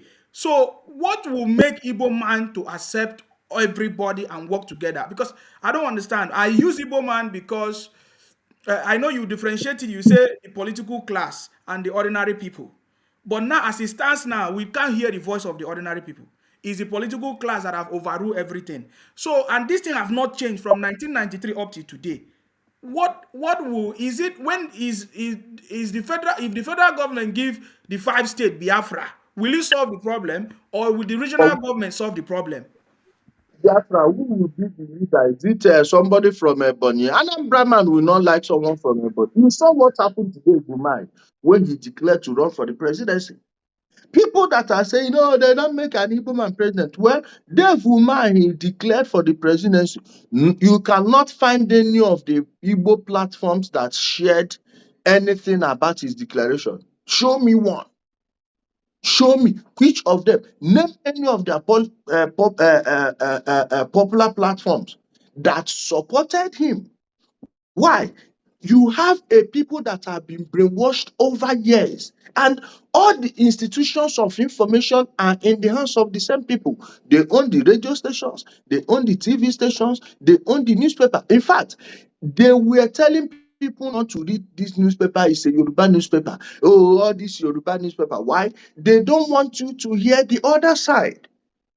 Imagine at this age, you can hardly find an Igbo man that had read Awolowo's autobiography, where he enumerated everything he did for our people after the war, just to make sure they come back to their feet. They stand on their feet once again. They went there and were telling all manner of lies about the man. Meanwhile, this is the man that helped you. The only way to solve it is, my brother, information. Information. And the APC, for once, should stop using these so-called establishments in the southeast, because those people and all these other people, they are the same. They are just using APC as a parachute to parachute into Abuja, get power, get influence, go back. During gubernatorial election, they will go and block the party secretariat. Oh, I have the money, I have this one, I have that one. At the end of the day, the people that have been fighting in the grassroots will be neglected. And the same people are going to push hard against these ones that are using Biafra to fool our people. Why? Because all of them are in it together. You see, they have a limit where they will push each other to. That is why the APC, if they actually want to save the Southeast, ditch all these ones you called established names. Go for the people that are actually spreading the party message. Many of these big people in the APC, they consider big people in the APC. You can't show me their radio station where is propagating the good deeds of President Muhammadu Buhari in the Southeast. Nowhere. Let them show us one signpost they erected saying, "Thank you, Mr. President, for this project." Show me, other than Governor Hope Uzodinma of Imo State and Governor Hope Dave Umai, that are spoken about the help the government of President Muhammad Buhari have been giving them. Other than that, the others are just redundant, doing nothing. At the end of the day, when the share of the Southeast comes to the in the APC, they will go and eat it. So So if my question, let me ask you. You say something about information that the only way they can save the southeast is information. And I listened to Asiwaju, of course, our president mentioned that it's our mindset, education, patriotism. So do you support the federal government establishing the, what do they call it, school of psychiatric, psychiatric whatever in the southeast? 15 will not be enough in the Southeast, I'm telling you. Apart from the ones Mkpuru destroyed, the ones that are suffering the combination of Mkpuru and Biafra, I don't know where you are going to do it, but it's not necessarily loss of psychiatric homes. Just these people were brainwashed through information. Through information, you can reprogram them. If they have radio that they are using to do this thing, if you can have a radio that will be broadcasting 3 hours every day, 5 days a week, that people will be hearing, even if it's just one state in the Southeast, the message will still go far. And that way you begin to reprogram them. Many of them, do you know that many of them, even those living in the Southeast, didn't know that President Muhammadu Buhari was building the second Niger bridge until the bridge was ready? Yes. That's Ijele, why I want to rush this because I see you are looking at time. I want to rush this now because I want to ask you a question. Is it is one of the problems that we have understood is that who are the political leaders in the southeast? Because it's like there is no real political leader in the southeast that have the interest of the people. Because when you come to the west, you will see Asiwaju, you will see Bola Ahmed Tinubu. If you come to the south, you will see Akpabio, you will see other people. If you go to the north, you will see Erufai, you will see people that want the interest of their people. But when you come to the southeast, there is no leader that want the interest of the people except them following Nnamdi Kanu, just like I followed him, thinking that he wanted good thing for the people, but later discovered that it is part of the criminality that is killing people, and I come out and condemn it, and they started fighting me without knowing that I'm actually doing them the right thing. Is it that the Igbos in the southeast are jealous of the Yorubas in the west for them having a leader like Asiwaju? That kind of jealousy. thing. Yes. My brother, in terms of jealousy, our Igbo leaders are jealous of Asiwaju Bola Ahmed Tinubu. Let me tell you the truth. They know that the man already made name for himself. And one other thing they fear most about him is that they cannot control him. They cannot play this type of tricks they are playing. If it was Asiwaju Bola Ahmed Tinubu, long time ago, he would have come out and told them, stop. Oh, the electricity come back, don't worry. He would have come back and told them, the Fulanis are not the ones doing anything to you. Your people are the ones doing it. Your people are the ones doing it. It's no Fulani, no Hausa man. It is just you people doing it. And Ashwaji is not somebody you can say, oh, let me go and tell this person. This one is his godfather. No, they don't like. And you know one thing about arrogant people hate powerful men. Why? Their arrogance will not rub off on you. And the moment their arrogance is incapable of rubbing off on you, they will get angry, they will get agitated, because that arrogance is the only thing they have to play. The moment it fails them, you will see them withdraw in shame. Now, instead of going home in shame, they will start one crisis. Are you understanding how they are playing it now? This is what these people play. And when you are talking about someone like Asiwaju Bola Ahmed Tinubu, why it's difficult for such a person to rise in the Southeast is that he is a threat to the clique. Because why you don't have political leaders in the Southeast, you have political cliques that are ruling every state. Why it's different in Imo State is that Imo State is a unique state. No matter what, see, I've not I'm not a type of person that will say because we belong in this type of group, so everybody in our group is better than the other group. I'm not saying every Imo man and woman is better than every Anambra man or woman, but when it comes to politics, check how Imo State play their own politics. It's totally different from the Southeast. But then we in Ali Igbo, we believe that before two can work, they need to agree. When the other people don't want to play it your own way, you just have to leave them, let them deal with their fate. Then, when you come there, that's where you have the church. The church, especially in Anambra State. Anambra State is the headquarters of church politics. When you come there, you have people that are using the church, and most of them are not even Catholic. So, when you come to Anambra State now, every election, you have particular billionaires that are pumping money. And they are not pumping money into candidates that those candidates are good. There must be something they are getting from them. Although I know that the Anambra oil that they used to steal amongst themselves could be an integral part of it. But that's just like you. I'm not going to say what I'm not sure of. Okay. But I don't understand why these people who can't build schools in their place, they can't build things, amenities that will help the people, but you see them spraying money in the air, building churches for one church. They will build one church structure, a church building, hand it over to them. Then the priest there will be brainwashing the people to follow it. Are you understanding how it works now in the Southeast? So all those things are what we are going to remove. How? Start by removing every polling unit from church compound first. No polling unit should be inside the church compound. That way, you have neutralized that their power there. So the incestuous relationship between the politicians and the church leaders will die. Why? There is no other incentive. What they are relying on is the polling units that are cited in those churches. Those are the ones they rig. My brother, I have like 5 minutes now. Okay, 5 minutes before you go, my brother. 5 minutes before you go. Okay. So the other question I want to ask you is that um now they have not succeeded in getting their Biafra in Nigeria. Now they have created Biafra-in-Exile government. So now they are using it to siphon their brothers, and some of them are beginning to see the truth. Oh, one of them, they say United Nations, they deceive them with a building that have nobody's residing in. They say this is the Biafra government headquarters, and some of them went and exposed them. So they are now running their Biafra in exile outside of, because it can never work in Nigeria. I've told them before, if we catch them in Akwa Ibom, we treat them as criminals. It's not a joke. They cannot come there. So now they are running their propaganda outside, Biafra in exile.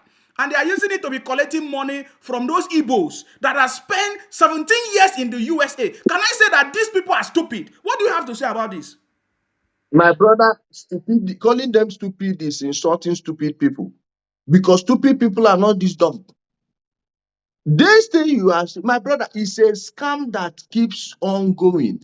They believe that if these ones are waking up to the scam, the other ones that are coming up are not aware of what these people found out.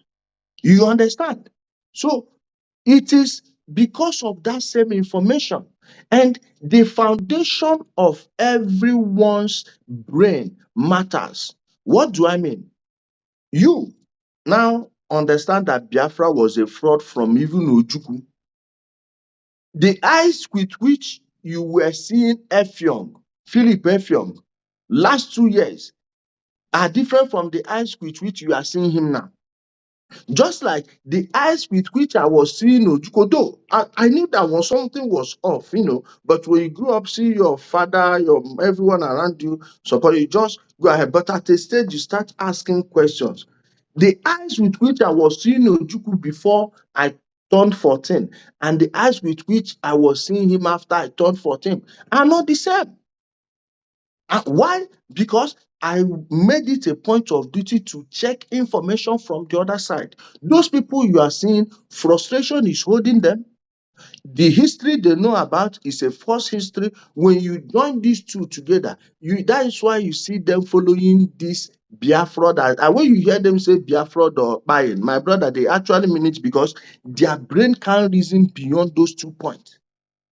Their brains can't reason beyond those. That's why you see them, you see this deep-seated hatred in them. When they are told, you see an adult, and you'll be like, what is wrong with this man? Are you actually aware that they are lying to you?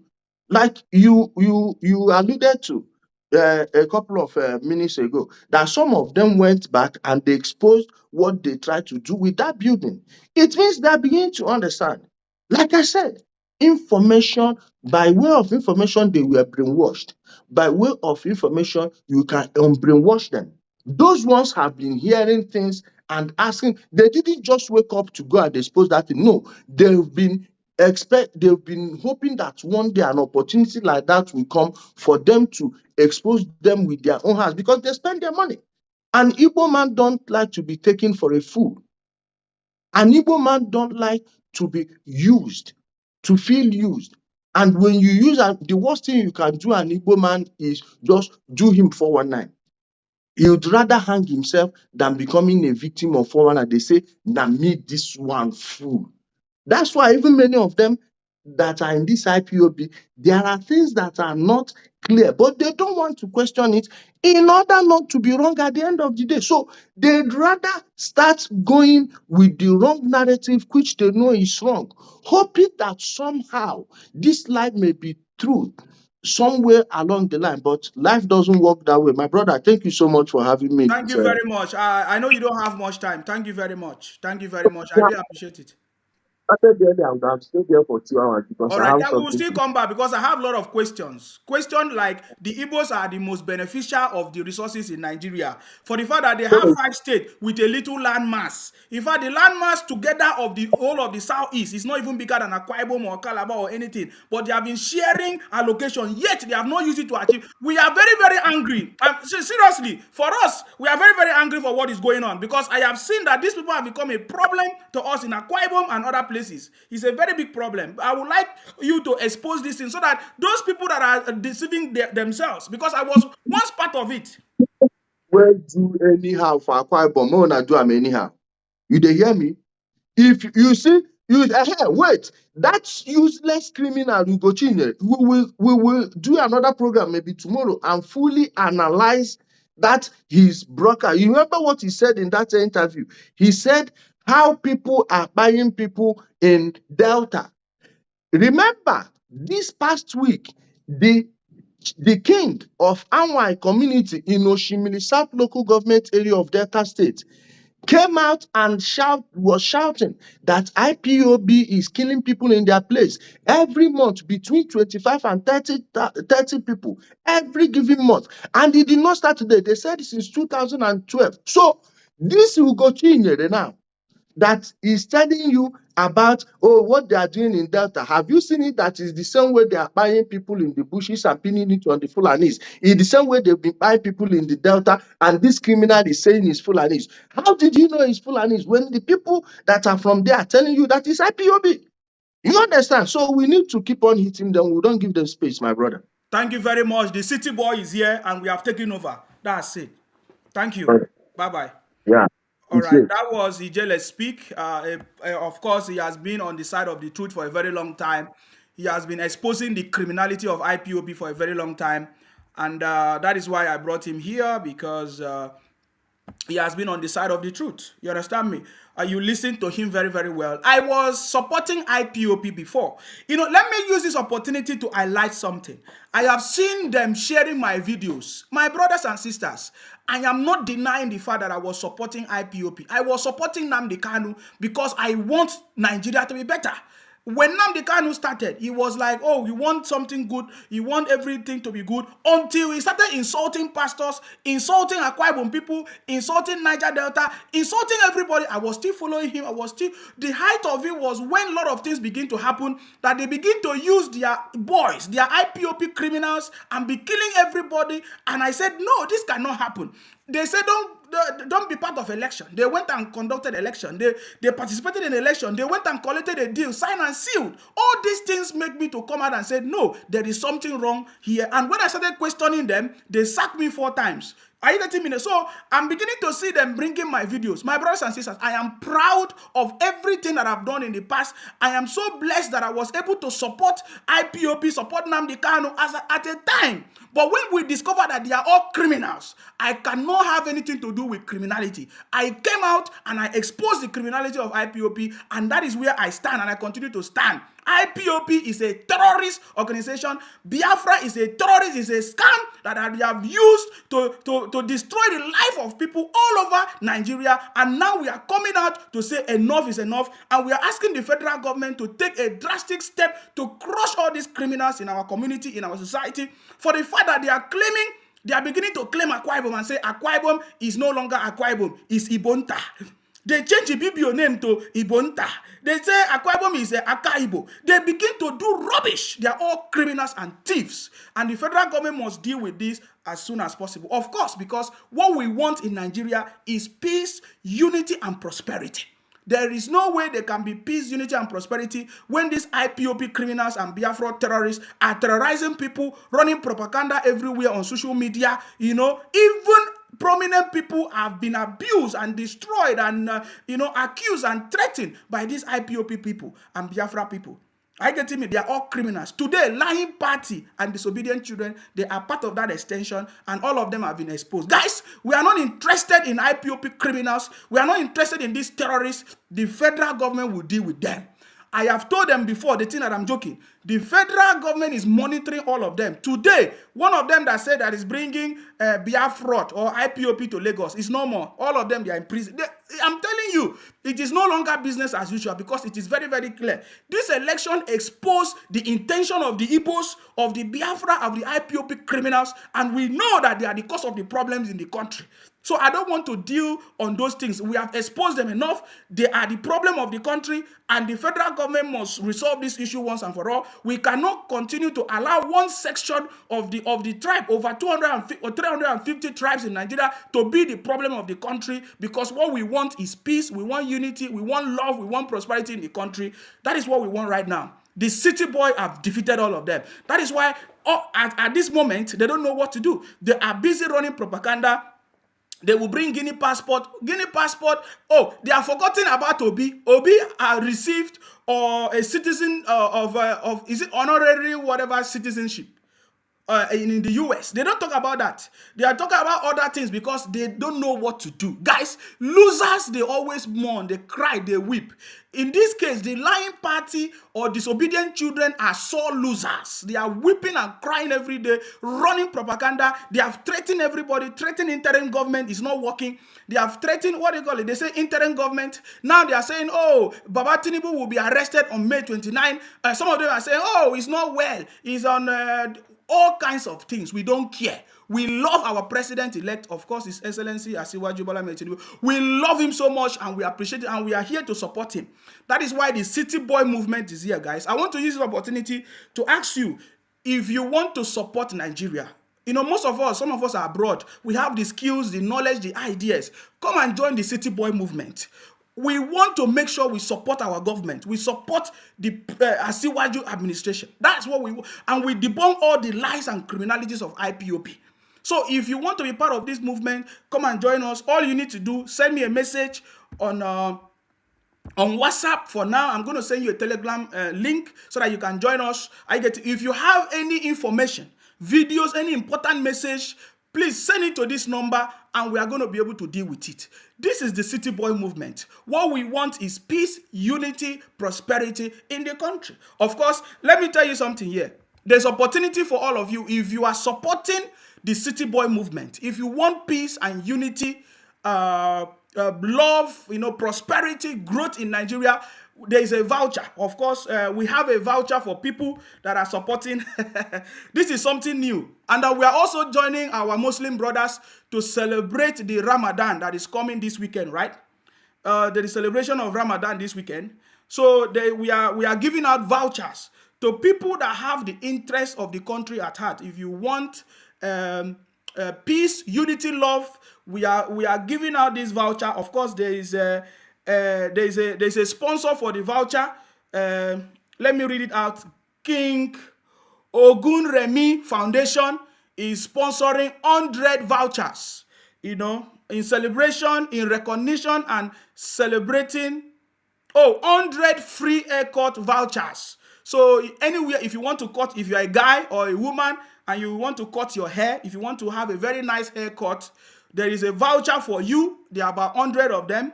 Okay, in recognition and celebrating Asiwaju Bola Ahmed Tinubu's, of course, nominate or listed name as one of the 100 most influential persons, together with the celebration of this, of course, Ramadan period. We are just celebrating because this is the city boy. All we want is unity, peace, love, and all of that. So if you want this voucher and you know that you are supporting the city boy, anywhere you are in Nigeria, okay, when you take this voucher there, you can be able to cut your hair. Are you getting me now? We have 100 of them. I think all you need to do, we'll open the line, you can call in, you can send a message, and I'm going to send you this voucher, and you will be able to go there and cut your hair free of charge, anywhere you are in Nigeria. We are going to give you a list of the salons that you can go, and you'll be able to cut your hair. It's free of charge, sponsored by King Ogunremi Foundation, of course, in conjunction with KBCN, King's Barber Connect Nigeria. Of course, this is something which, of course, for the first time we are doing this, because this is the City Boy movement and we are everywhere. You don't know what that means. We are everywhere. If we catch anybody running propaganda that want to destroy the country, just know that you are not in support of what we are doing. You are a terrorist. Anybody that is not patriotic about the country, anybody that is running propaganda, whether on social media, anywhere, we will catch you. We are everywhere. Trust me, what I'm saying is a reality. We don't want to be talking too much. Are you getting me now? So please, if you want this voucher, all you need to do, send me a message on WhatsApp. We'll send you the link. It doesn't matter where you are.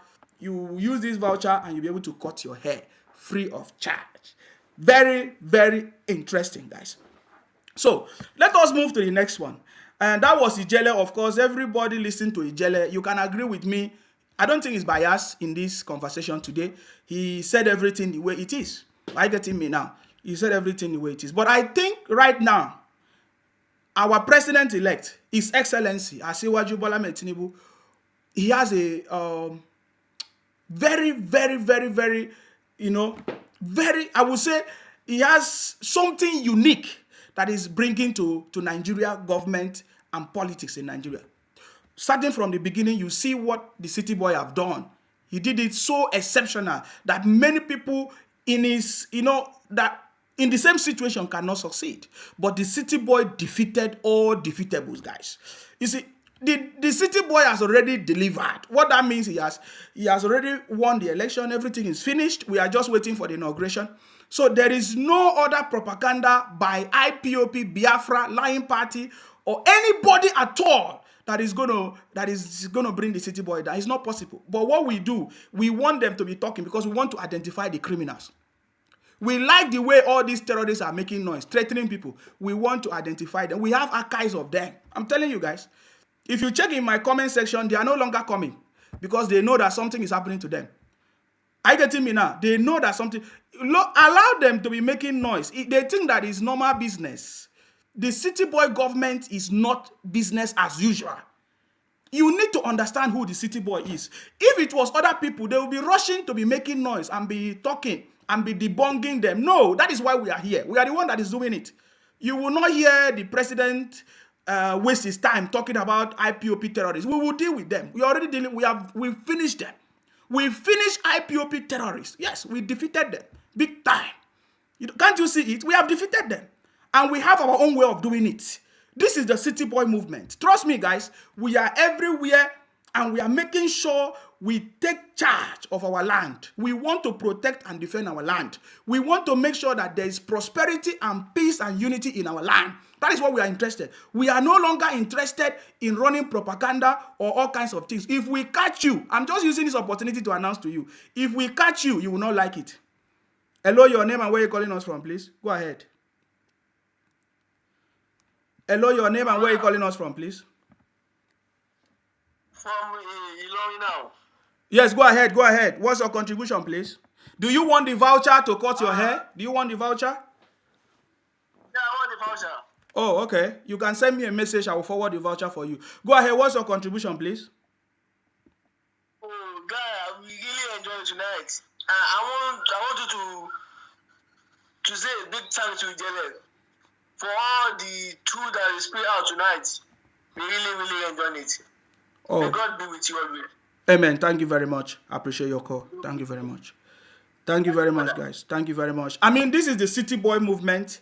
What we are interested is peace, unity, prosperity in the country. That's what we are into. If we bring any conversation here, there is a reason. We want to expose something because we want an end to it. We don't hate anybody. We don't hate anybody. I don't hate Igbo people. I don't hate Yoruba people. I love Igbo people. I love Yoruba people. I love everybody. But if you become a problem to us, we are going to call you out. That is what we are doing because we want it to come to an end. We don't want all this criminality, terrorism, killing people, destroying people's property, making life difficult for people to happen again. And as it stands now, it is only IPOP terrorists that is doing it. Biafra criminals, and 99.9% of them are Igbos. What are the Igbos doing to stop this criminality of IPOP in the country? Hello, your name and where you're calling us from, please. Go ahead. This is Steve. This is Steve Sima. Good afternoon. How are you? I'm very good. I salute you. Please go ahead. I salute you too. Well done, well done, well done. You and the great Ijele. We appreciate you both. Thanks so much for Ijele. Ijele has always been one of the very few Igbos that has their head still intact, that has that very intelligent submission. We appreciate him for all what he's doing for his fellow Igbo brother. Unfortunately, check the messages. The few idiots one that are still there, they are still abusing this man that you are meant to cherish and hold so high in high esteem. You're still bashing him and swearing for your grandfather. It's so unfortunate. Well done. The new members of the new legislators that are about to be sworn in, and all members of the parliamentarians and everything, they need to be on the watch because some of these elements have already joined them in the House. And the security, they need to be very, very, very vigilant about security, about what is being discussed in the House, about the agendas of this, because these people have already implanted their own people in the House now. So there should be a high alert. And also, like Ijele said, there should be anybody that is intending to vie for an office in the Federal Republic of Nigeria, they have to check and vet the history of the person. If the person have any affiliation with all these terror group or is supporting them either by any way, such people need to be blacklisted as a member of the Federal House of Assembly or the Senate. These are people that will work against the agenda of the government. So they need to really watch out for these elements in the House. They are a high risk to the well-being of not only the legislators and the senators, they're also a high risk to the nation at large. So, and I hope the new Ashwaju's government also will really take the bull by the horn and go and visit this guy in their hideouts at their camps in the east. Without sentiment, they will shout. Let them shout. Whoever needs to be taken down, they need to be taken down. They've done enough. They've done enough. They've given us enough bad name. They've done enough wreckage to the east. Yeah, if we decide that we should close, we should keep a blind eyes and face the other way. Unfortunately, they will become a menace. They're already a menace to us in Lagos and every other state. They already, most of them cannot stay in their states. They are constituting nuisance to us. So we need to help them bail the cats they refuse, and they refuse to bail. We need to help them out. So the federal government, the new government coming in, incoming government need to come to the rescue of the Southeast. Yes, you will still see some of their sympathizers that they will be shouting, genocide or whatever. Let them shout. The federal government needs to protect the nation at large and need to protect lives and property of people there. Let whoever, the third columnist, let every one of them say whatever they need to do, they need for. We need to protect the integrity of the Federal Republic of Nigeria. So anybody that is fighting against the unity of this nation should be brought down. Mr. Isima, thank you so much for the good job you are doing. The great Jele, we appreciate you. Thank you so much. Thank you very much. We are doing it together. Without all of us, we cannot achieve anything. It is not in Simao, please. We are doing it together. Yes, thank you very much. I salute you. Thank you very much. Okay, guys, I'm going to give you the number to the voucher because I see that I've received lots of message. It's going to be too much for me to manage it. I will put the voucher number, WhatsApp number here on the screen. All you need to do is to send your message to that number. They will give you the voucher. We only have 100. So first 100 people will get the voucher. Hello, your name and where you're calling us from, please. Go ahead. Hello, my brother. This is Gabriel from Houston, Texas. I salute you. Please go ahead. What's your contribution? Thank you. I just want to say thank you for all. Can you reduce the volume, the other volume? Yes, go ahead. Yeah. I just want to tell you that thank you for all that you are doing. You're welcome. You are doing a very great job for this nation, Nigeria. You, Ijele, Letterdown, and a few other people have made us to know that it's not all Igbo youths that are fools. We really appreciate you. And please, I hope Ijele is hearing me now. No story tomorrow. We want Ijele back. Let him organize himself and his time. No story tomorrow. We really need an expose on this Biafra-in-Exile. We want the world to see their secrets. We want the world to see their propaganda, So tomorrow we are waiting. Me too, I'll be waiting tomorrow. Thank you. God bless you, my brother. Hopefully he's listening. Thank you very much. I salute you. Thank you. Thank you very much for your contribution. Are you getting me now? So yes, so they are no longer succeeding in Nigeria. They are now creating Biafra-in-Exile. Can you imagine criminality? And all these Igbos that travel America, they, instead of them to go America to bring good thing to the people of the Southeast, they began to form a terrorist organization destroying the life of people in the Southeast. Is that not criminality? That is criminality, guys. That is complete criminality. Igbos travel abroad. They stay 17 years in America, 17 years in the UK, 17 years in Europe. All they can take back to the people, their people in the Southeast, is a terrorist group like IPOP terrorism and Biafra terrorism. Is that not a shameful something? Destroying the life of their people in the Southeast. That is the same thing they wanted to do in Akwa Ibom. And we tell them we are smarter than you. You're a criminal. You're a thief. Hello, your name and where you're calling us from? Yeah, good evening, Nsema. How are you? Salute you. Very good. Thank you very much. I'm good. You're speaking to Yinka. I'm calling from South Africa. You're welcome. Thank you. I listened to your conversation with Ijele. Yes. And what I can pick up from it is that we are dealing with people that are applying rude cleverness in everything they are doing. Yes, Ejele gave suggestion that the next president must do this information. How long will that take us? You know, because if they had to send soldiers, it will now, the story will change that, oh no, they are killing our children. You understand? They are trying to destroy. So to me, I think the best solution that we need now is to go back to the regional system. Let everybody handle their region. Whether if you want to play those type of politics in your region, it's left for you.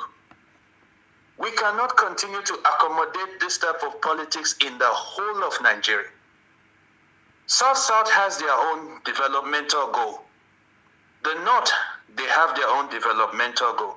The Southwest, they have their own developmental goal. If the Southeast prefers to continue to play those type of politics, we need to demarcate them. Let them go sort themselves out. Because if you look at Ohanes is supporting, they are asking for the release of Nnamdi Kanu, knowing that this is a man that has caused destruction in the whole of the East. They wanted him to be released. So we cannot continue to carry this cross. Because like if you go on the internet, they are the ones calling Nigerians' name. Yes. Oh, the country is bad. It is getting too much. Because no matter how we try to help, look at from 1960s to now, we are struggling with the same thing. But does it tell us that, okay, now, if it's not their region, they are looking at Akwa Ibom. Oh, no, how we can take it over. That place in Akwa Ibom is ours. Lagos is no man's land. So they are trying to extend those troubles to other regions. So the best thing, if we cannot continue to trying to help, we need to go back to regional system. That is my own advice. You know, I've listened to Jelle. I think he made a very good point, and I love him. But for the sake of our own sanity, because we will keep on, you know, roaming around the same circle. It will be as if we are coming out of it, then we'll come back again. Because this politics will not end in the Southeast until the people bring out a revolution and deal with all these elders and all those fake politicians. If that is not happening, we will still go back there. So that is my submission. Thank you very much, and you are right, because we have seen that it has always been happening. It's not today. Thank you very much for your contribution. Hello, your name and where you're calling us from, please. Go ahead. Good evening, Mr. Sima. I salute you. Appreciate what you are doing, and thank Ijele for exposing us more to all this problem. Yes. This problem has been going on all this while. It has to stop. I agree with the last caller. The best solution for Nigeria is regional government. Whereas everybody's play your politics according to your way of life. We are culturally different, temporarily different. We are made to be different. Cultural way of life is different. We cannot more do things together and say that it's going to work. It can't work. The best way for us is to go back to regional government. The Fulani have their own way of life, and they govern themselves the way they want to govern themselves. The Yoruba has their way of life, and they play their politics the way they want to play their politics. The Igbo has their way of life, and they play their politics the way they want to play their politics. The South, their culture is completely different from Igbos. They have their way of life. They know their details, how their temperament, their emotion. They have to play their politics based on their own way of life. I think the best thing for us is to clamor for regional government for the peace to reign. Whereas we weaken the central government. The central government only handle security and foreign politics. It's not more, we make it not more lucrative like this now. There is do or die politics they are doing now. It's not giving us anything. It's just eating up the politics of the nation. It's dragging us back. Not a country in history that I've checked, with that population that we are having, their own federal system of government that works. No. Even Canada there, 20-something million, they are running regional governments. Australia, they are running regional, even UK that I'm based in, we are running regional government. I'm in London, I don't know what they are doing in Wales. I don't know what they are doing in North Ireland. I don't know what they are doing in Scotland. Everybody live and rule their life based on their sentiment and cultural way of life. I think the best thing for Nigeria to move forward is to go back to regional government. Where you control yourself, If you want to kill yourself down there. But we are still one nation, but different cultural group, different way of life. But so we cannot make up culture, the ancestral lifestyle of people into one unity system. It cannot work. Now let me say something that also I think people are not also thinking about regional government. I have a very big concern. The wealth of Nigeria comes from every other part of the country, but mostly from the Niger Delta. Let me say Akwa Ibom, Delta State, and other places, even Lagos and other places. Are you getting me now? The problem is that the Southeast, the 5 states, they don't produce anything to the country. Are you getting me now? Even the land mass is small compared to Ogun State or any Oyo State or even Kwara State or even Akwa Ibom. The whole of the South five states in the South is put together. It's not, the land mass is not even compared to Akwa Ibom or Kwara or anywhere. But they have 5 states. They are not producing anything to the country. Then they are collecting federal allocation, and they are not using that money that the federal government is giving to them. And they are traveling all over the country, causing problem and causing havoc. Don't you think that is even the height of it? And they are also abusing the country, threatening people, causing terrorism, forming terrorist organization, and be destroying lives. That is why I support the regional government. Because right now, when the regional government comes, everybody will now make use of their resources. In fact, to promote competition, you can make use of your resources, contribute to let us see what you can bring to the table. Are you getting me now? The Igbos have been claiming that they are the most educative, they are the most industrious, they do this. It's opportunity for the Igbos to make use of their skills, their intelligence, and develop their place, and let us see how much they can contribute to Nigeria economy. This is one thing I support the regional government for. Look at Soludo. Soludo is collecting over 54 billion every month. Nothing to write him about. Soludo just celebrated 1 year in office. There is nothing to write him about. This is what we are talking about, and this thing must be resolved as soon as possible. And for me personally, this is my personal opinion, I want the city boy.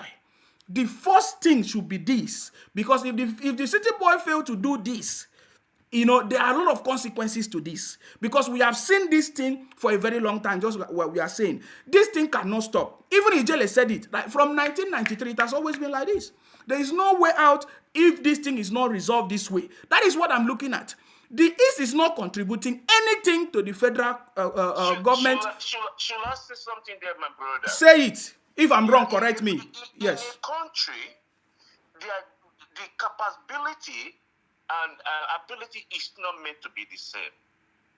When we run regional government, we complement other regions because we are still the same country. We complement other regions that will find shortcoming, and when there's other region, we complement each other.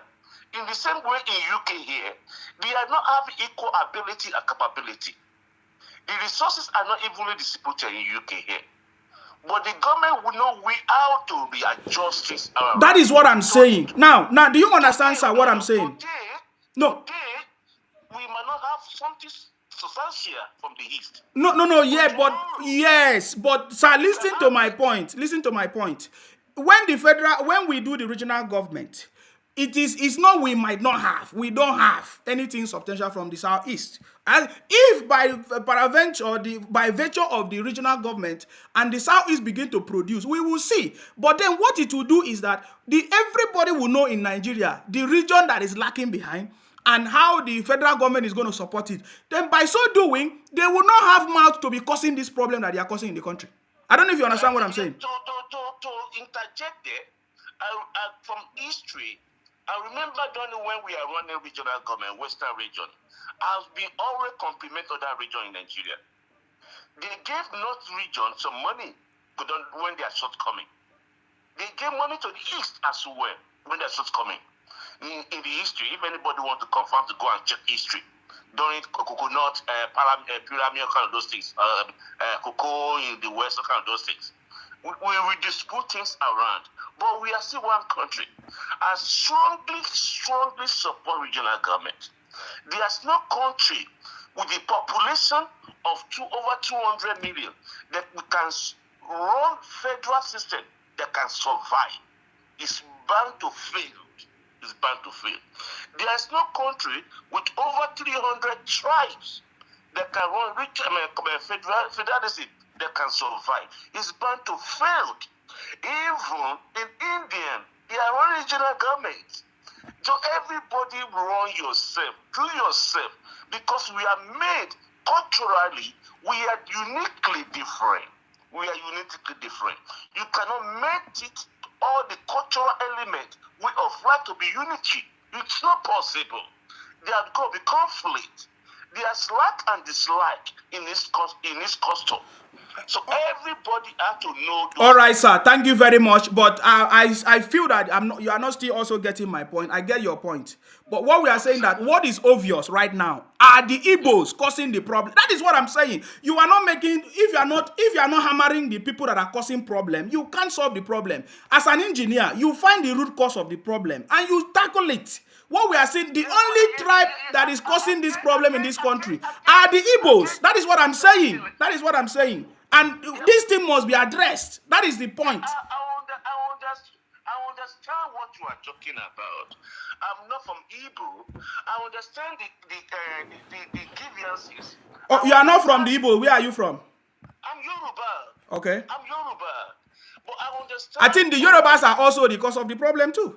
Because if you don't want to address the issue, then we are causing the problem. No, you are cause of the problem. Why don't you want to address the issue? That's why I said we should go back to regionalism. Who is the one causing the problem in the country, sir? Presently, to be honest with you, I've seen Igbo. They are flaunting themselves on anybody. They are bullying any. How can the Igbos have been deceiving the Yorubas for a long time? The Yorubas are also intelligent people, right? How can the Igbos deceive the Yorubas for a long time and be calling Akwa Ibom Igbos? And the Yorubas never intervene to say that is not correct. Let me say something there. Yoruba, a tribe, are very permissive. They are very tolerant. They accommodate people. So they are easily deceived with that. That's the weakness point of Yorubas. If you go to Lagos, you see all kind of people doing their business. If you go to Ibadan, go to Ogun State, go to all the states in Yoruba land, you see every tribe, everybody doing some things down there. They don't care. They intermarry. So that's the weakness of Yorubas. They don't see different. They move all around. Their whole is that just to live the peace, to have peace. They are very docile. But at the same time, Igbo on their own side are very aggressive. They are possessive. They want to appropriate everything of everybody for themselves. All right, sir. All what they want wealth. They want money. They want to be Igwe. They want to be the top of the shaft. And they want to get there by any way, any mix. That's Igbos. That's the Igbo. The two problems we have in Nigeria are Igbo and Fulani. That's according to my assessment. What about Yorubas? Don't remove Yorubas. So I just asked you a question. You didn't answer me. I said the Yorubas are intelligent people, right? Yeah. How come the Igbos were able to deceive the Yorubas for how many years that the people from the Akwa Ibom, Calabar are Igbos? Why? And I did not see any single Yoruba person. I did not see any. Yes, I did not see any single Yoruba person come to debunk that lies. Let me answer that question. Please, can you answer it? Okay, yes. Because the majority of people in the southeast and back on the eastern region, that we see eastern region that back then to be Igbos. And because most Yoruba, they don't move from their majority of Yoruba don't move from their base. They are all staying in their region. So anybody we see from east, we term it to be Igbos. But we don't know that they are different down there. And Igbos too, in their own craftiness, they are trying to claim the entire area, even to deltas, even to rivers, to be Igbos. So it confuses Yorubas. Some Yorubas know that rivers is not Igbos. Some Yorubas know that delta state is not Igbos. Some others know that Akwa Ibom is not Igbos. But because Igbo have been they've spread around Nigeria, they are the more volume. They speak so much. They speak like the majority people from the south and southeast. So it confused the entire group of Nigeria that everybody from that area are Igbos. So, but now we are now seeing the differences where people, thank God for people like you and some other people that are coming out to speak, that we are now seeing the differences between these others, Akayibon State, Cross River State, River State. We are seeing the difference between all these group of people. They are still working aggressively and watching them, following them on their Facebook. They are still working aggressively to go to all those villages in Akaibo State, to go to all those villages, to go and lead, to go and do the link between them and Igbos. They are doing all those things. So it confuses everybody in the West, in the North, to know that these people are not the same thing.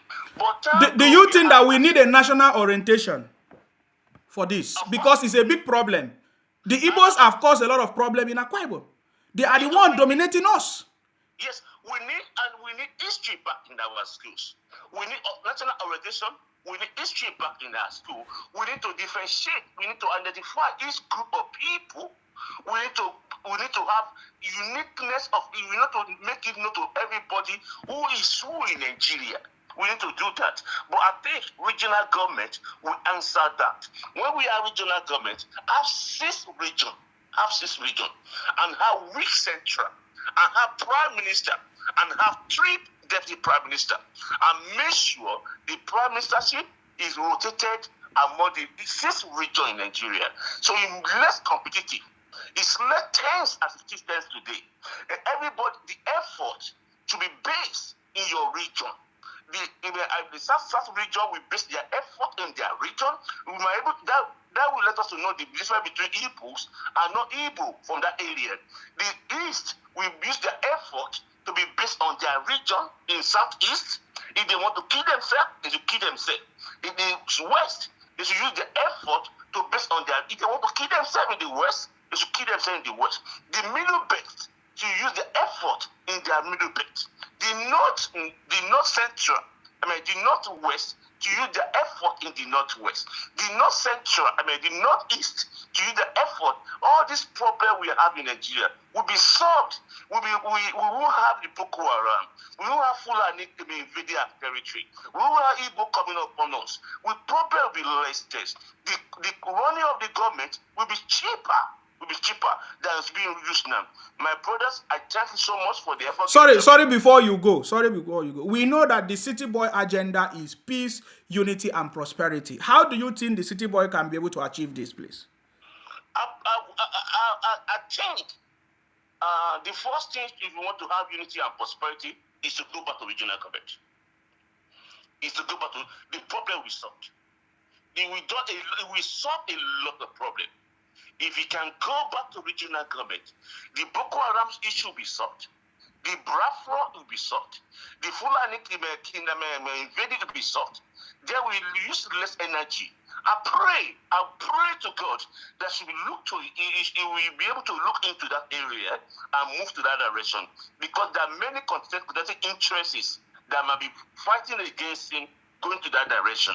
Because if you want to save Nigeria from impending problem, regional government solution. My brother, thank you so much.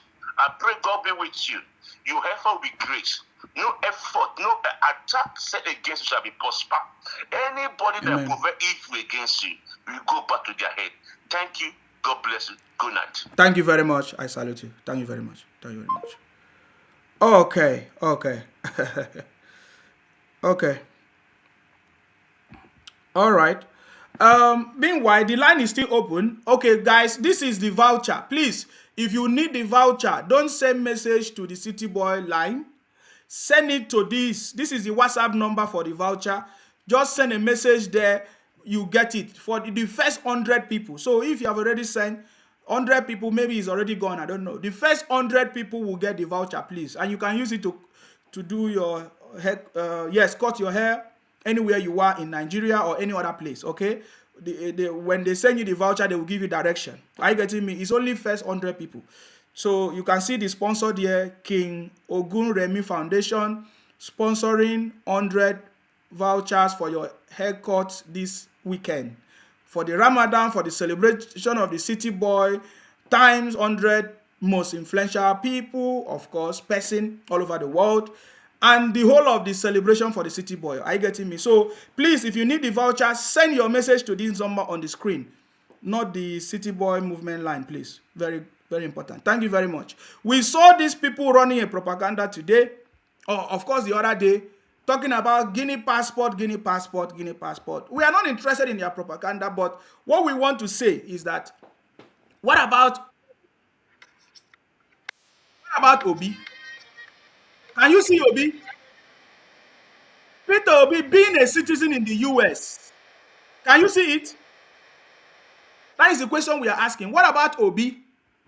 Obi also received his own. What is it called? Peter Obi conferred with honorary citizenship in US, right? That was published in October 5th of October 2022.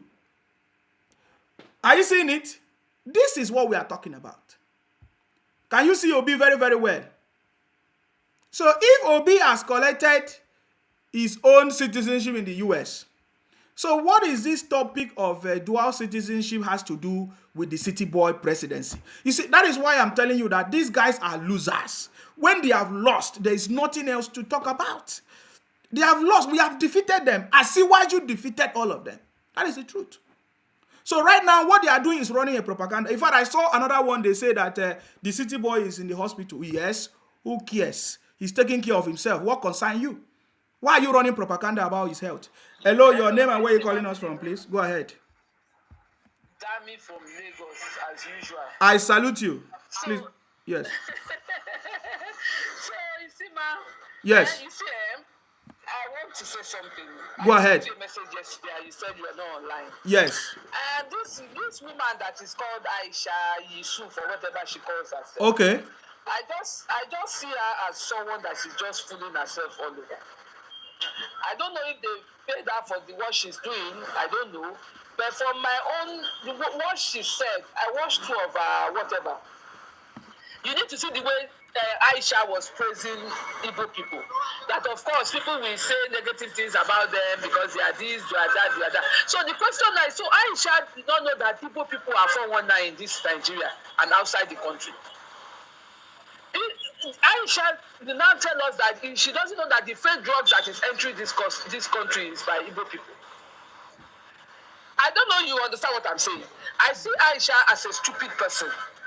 I will say it and without no regret. Aisha is the most stupid and foolish person available. I don't know how much Obi, and I don't think Aisha knows the Igbos very well. If Obi had entered, they will kick her out. Because already Obi is using religion and ethic. And Aisha is not a Christian, she's a Muslim. So, and she's from Edo. That's even the annoying aspect of it. So I don't know how much they are paying. She was even condemning what did she want Fashola to say concerning Bola Tinubu? What Fashola said is not wrong. You don't expect him to come and say everything. The one he felt that he needs to answer. Then the one that is not for him, let them ask Tinubu directly. So these people, there's nothing good coming out of Igbo people. Igbo people should go and plead with their forefathers that they betrayed. Because that curse is on them. And I don't think that curse will ever remove from their heads. Because they betrayed their own people. And they've killed that person. So that person lay a big curse on them. And I don't know the pastor that will remove that curse from their head. They should leave Bola Tinubu alone. The man has entered. He's already there. There's nothing they can do. He has track records. Look at the three people. Aguyi with Agulo. They're not the same. Lion of the sea, which is a crocodile with a what deco. How can you compare the two? So they should go and rest and leave Bola Tinubu alone and leave his followers alone. Let them continue in their fake stories. We know them for that. They are all bunch of liars. Idiots everywhere. 419 everywhere. So please, I want the whole world to know that Igbo people, curse is on them. and it will be very difficult for them to succeed. The way they succeed is not the right way. They said they are importing, they are the first succeeding. If they leave, Lagos will be empty, blah, blah, blah, blah, blah, blah. Who told you that? Is it the fake drugs they bring inside the country that have killed millions of people? Is it the 419? Go to Kirikiri maximum prison. You will see them there. Out of 10 people in Kirikiri maximum prison, Igbo is there is about 8. Let them go to their miserable states and go and rebuild their state. And I know that that is not possible. So please, what you are doing, I see a lot of people sending all curses, is going back to them. Because I know you stand for the truth. And I like anybody that stands for the truth. So nothing they do anybody that speaks the truth. Yes, the whole world will hate you, so to speak. But because why they will hate you is because you are a threat to their conscience. Because you speak the truth, I speak the truth. So they should leave Bola Tinubu alone. The man is not even bothered. He's running his teeth, taking his teeth, dancing as usual. Why would he be bothered when he knows that the seat is for him? So please, they should leave Bola Tinubu alone. Enough is enough. They should leave him alone. Thank you. Thank you very much for calling us. We appreciate your call. You know, they are only making the city boy. They are promoting the city boy. They are making him more popular. That's it. There is this picture, of course, the update on the screen. Obi has his own dual citizenship. Why are the disobedient children, IPOP Biafra criminals, why are they not telling us about Obi? In fact, that is not even the only thing. Why is Obi silent about this whole issue? Why is Obi silent about his capture when they capture him in the US, in the UK, at the Heathrow airport? Why is Obi not telling us what happened to him when he came to the UK? Obi was captured in the UK, detained, questioned and detained and deported. Obi has not made any statement yet. And in fact, ever since then, Obi has been so quiet. Is Obi learning something? No, because I just want to know. We are asking questions. You see, all these things will not stop the city boy. You are only preparing the ground for the city boy to emerge big time. In fact, it is because of your propaganda that now the city boy has been recognized all over the world. Let me get that. As one of the most, out of 100 people all over the world, of course, one of the most influential people is because of these disobedient children. Are you seeing it? Today, the city boy is one of the most influential people, of course, as recognized by Time magazine or Times magazine. Of course, you see, it's because of the propaganda. So we are happy. You continue to make noise and deceive yourself. But you see, how long will you continue? Because we know May 29 is already at the corner. Why will you continue to deceive yourself for so many years? Some of them say, oh, Biafra is coming. They gave them 150 days. Look at you people, bunch of criminals. You spend 17 years in America. You are not wise. You must be stupid. I'm telling you, I can call you stupid. You are a big fool. Now you are now creating Biafra-in-Exile. Stupid people. I can never imagine in my life. Stupidity. Other people are bringing development to their community, to their state. You are bringing terrorism to your state, to your southeast, burning properties, causing havoc, causing tension. What a criminality. What a bunch of fools everywhere.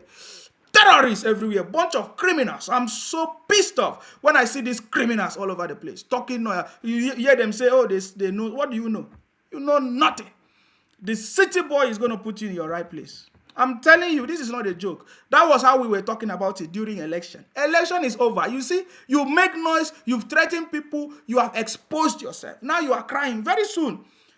See, the consequences of what you did in election, you have not repeated yet. Too. You don't know yet. It's coming.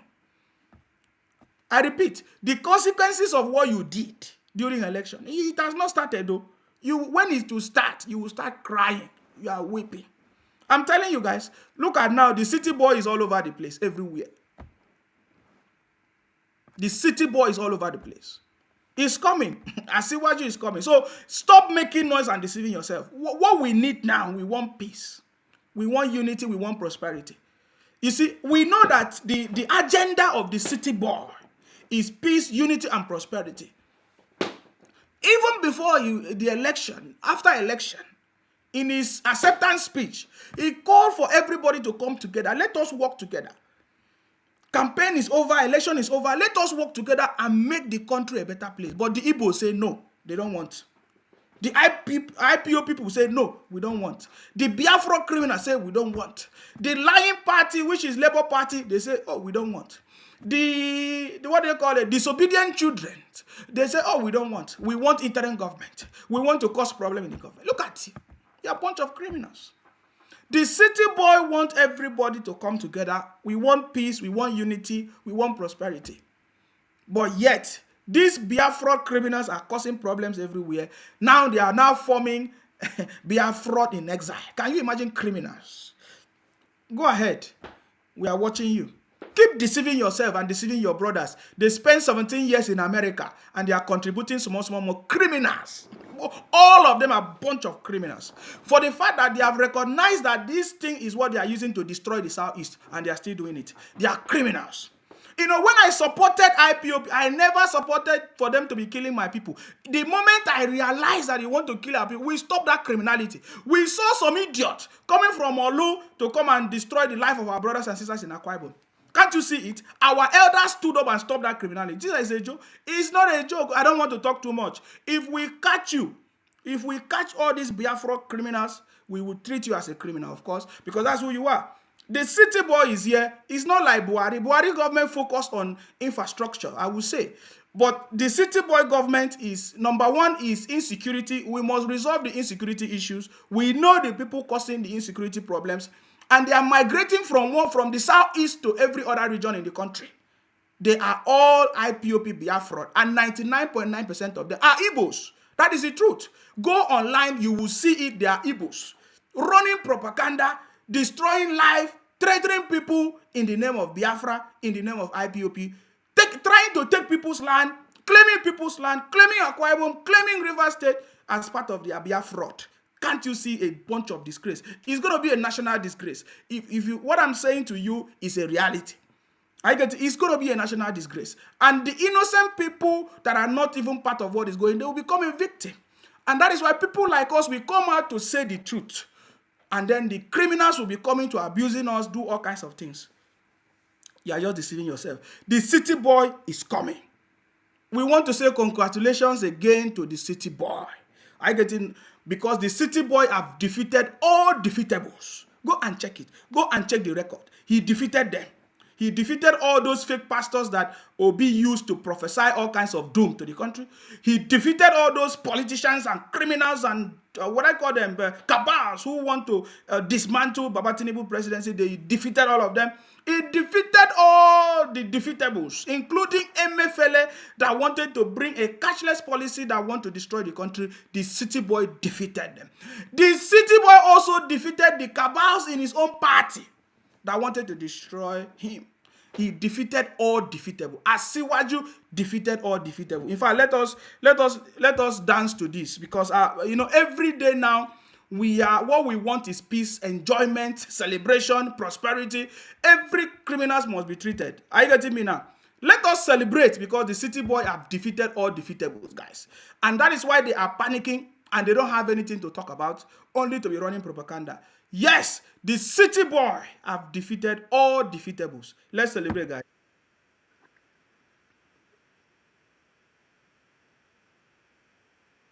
Jagaban. Say hola. Jagaban.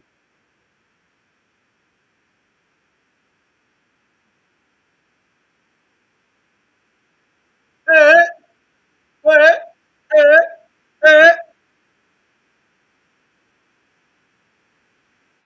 The city boy is the last man standing. If you don't know what that means, is the man that stands with 10 lives. Is the last man still standing with 10 lives. Do you know what that means, guys? The indefatigable lion of Babylon, the emperor, is coming. Yes, because he fought a good fight. This is a good fight of faith. Yes, the city boy did it. In the midst of all the propaganda and all. He defeated all defeatables, guys. Don't take it for granted. That is a sign of a leader. That is a sign of a warrior. And we are expecting unique changes in the situation of the country. And the city boy, even in his manifesto, I've already made it clear what he's going to do. I get it. That is why we are here. We are here to support the city boy government because we know that that is the way forward, guys. So the city boy have defeated all defeatable, guys. Defeatables. Let's celebrate it.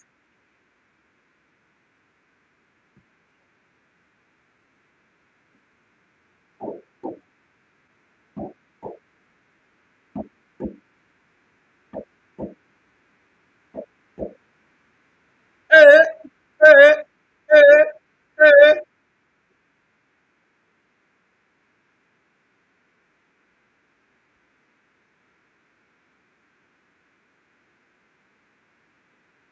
The city boy is coming, guys. That's all I'm trying to make you see. If you cannot see it, forget it. Then you don't know what is happening.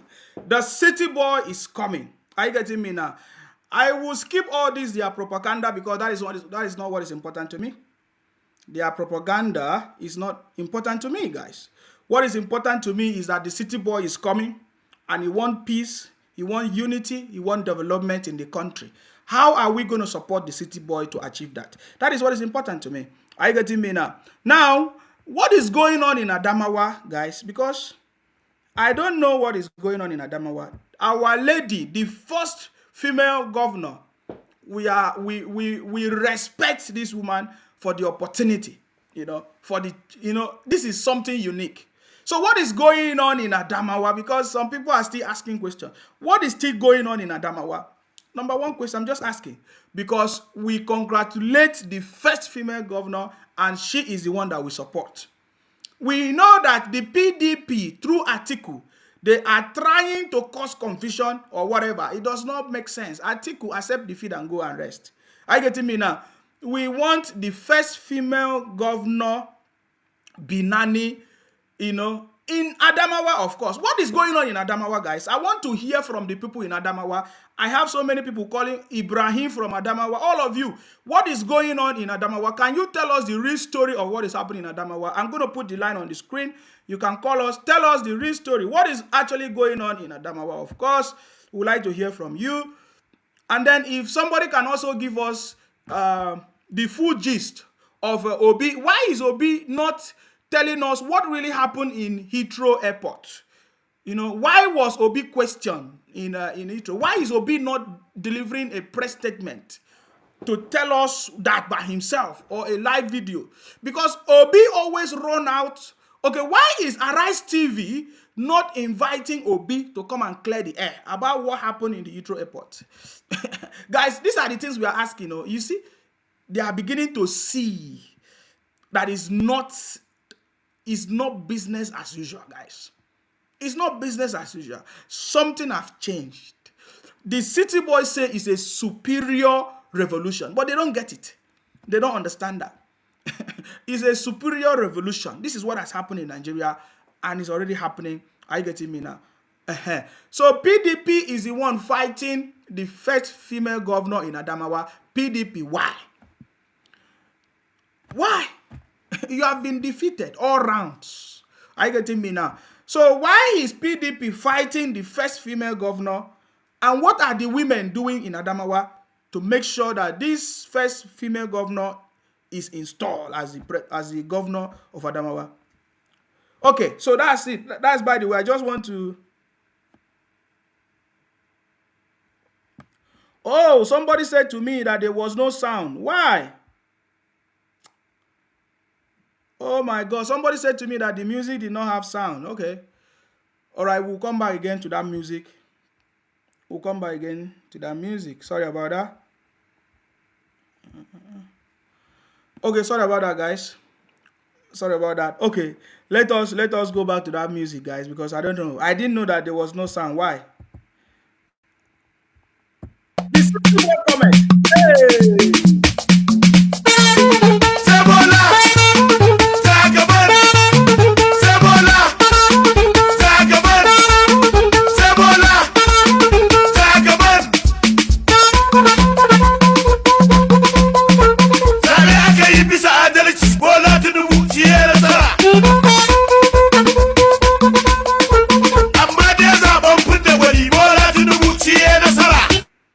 Hello, your name and where you calling us from, please. Go ahead. My name is TJ. Yeah, go ahead. Yeah, Prisima. Breaking PDP's Finetri defeat Binani to win Adamawa governorship. Go ahead. Yes. They have done that. The woman lost. Yeah, go ahead. It's a great loss to woman. The woman is very courageous. Yes. We love that. Yes. Yeah. She's still coming back. We love that. And about the Obi is just a boy. You know that. Obi has always been a boy. Arrest TV will not do anything because they always go on propaganda. You know that. Since when he was deported, he has never come out and say anything. You know that. Why? But why? Because he has something to say. Okay. Yes. He was molested and those guys, the IPOB, they will not go into that news because it's a disgrace to them. Assuming that thing happened to Tinubu, Asiwaju, you have know how they will scatter the internet. You know that. But thank God, the last man is coming. They will hear it. I know. They hear it. They don't know how to play the politics. They don't know what is called politics. They are just watching and going on propaganda, doing all the shit things. That's not politics.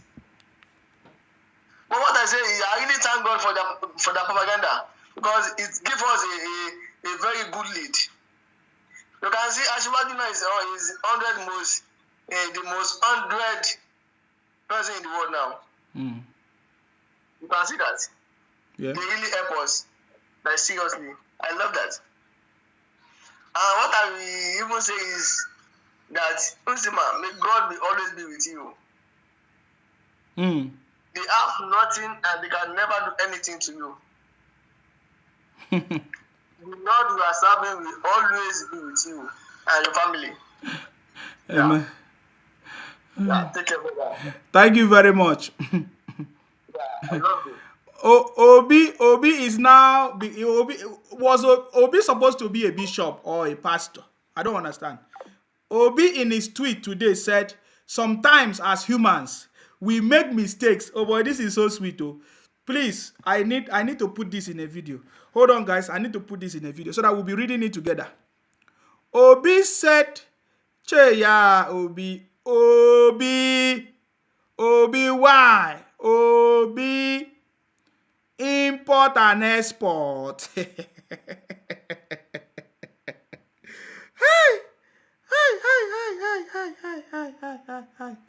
Obi, who do you? Obi, who do you this thing where they do you? Where them for do you? Import and export.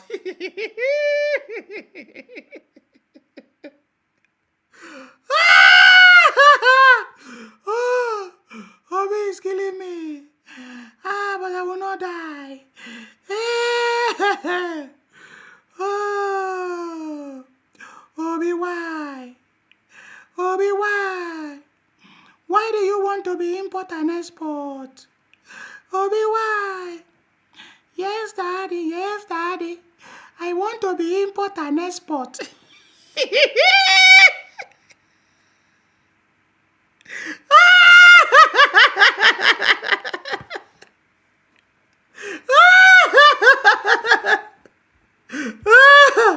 Obi.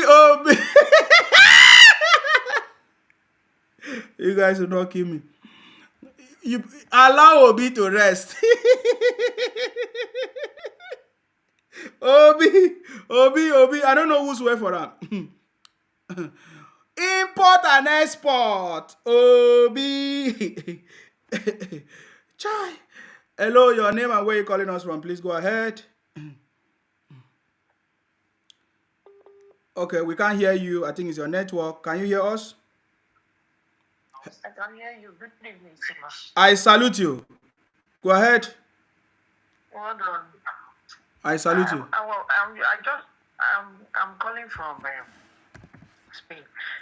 I just want to know. You are not saying anything about Badebo again, and I don't know if you saw what happened on Twitter today. I mean, yesterday. Or the Okay, about, what's going on with him, please?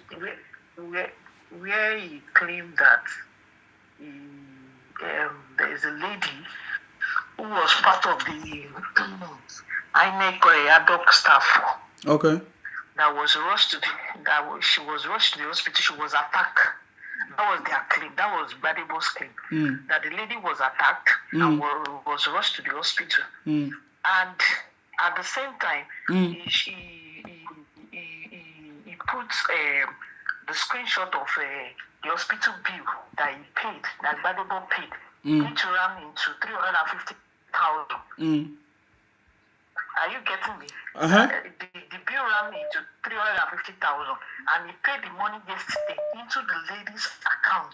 Okay. Of which the lady, on the day of election, showed that she signed after the election that everything was good in the polling unit that she worked. Are you getting me? Yes. But there was Brother posted a video of the lady, which the video has been proved that the thing happened to the lady during the COVID period. I don't know if you understand what is. I understand. What is that? Yeah, I understand now, but it's the same thing we have been saying now. They are a bunch of criminals. We have been saying this thing many times. Badebo is now trying to make it look as if he paid for the attack the lady. Yes. And he paid for the hospital bill. And you know the funniest thing, he paid the hospital bill yesterday. Okay. Can you imagine? And he's claiming that the lady was attacked during the gubernatorial election, which was 18th of March. So that means you are paying for the hospital bill like a month after which the thing happened. And you are claiming that it was an emergency, that you rushed there, you did this, you did that. I don't know how people are not seeing that these people are just playing with their brain. I don't know how a lot of people are not seeing that these people, their head is full of sawdust.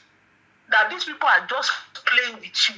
How can a gubernatorial candidate come and purport all those lies? That video was claimed that it has been on the internet since 2020.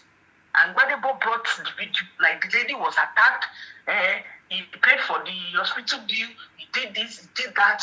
Imagine somebody. I said they are a bunch of criminals. We don't waste time with criminals. We treat them properly. That's all I can say. They are a bunch of criminals. Yeah, that's it. That's why it's nothing. I can't be talking about him. He has nothing to do with me. Lagos people really dodged a bullet. That's it. They really dodged a bullet. That man the plan was just coming there to disrupt everything about Lagos State. And thank God, Lagos people opened their eyes and they were able to see that this man is a fraud. A complete fraud.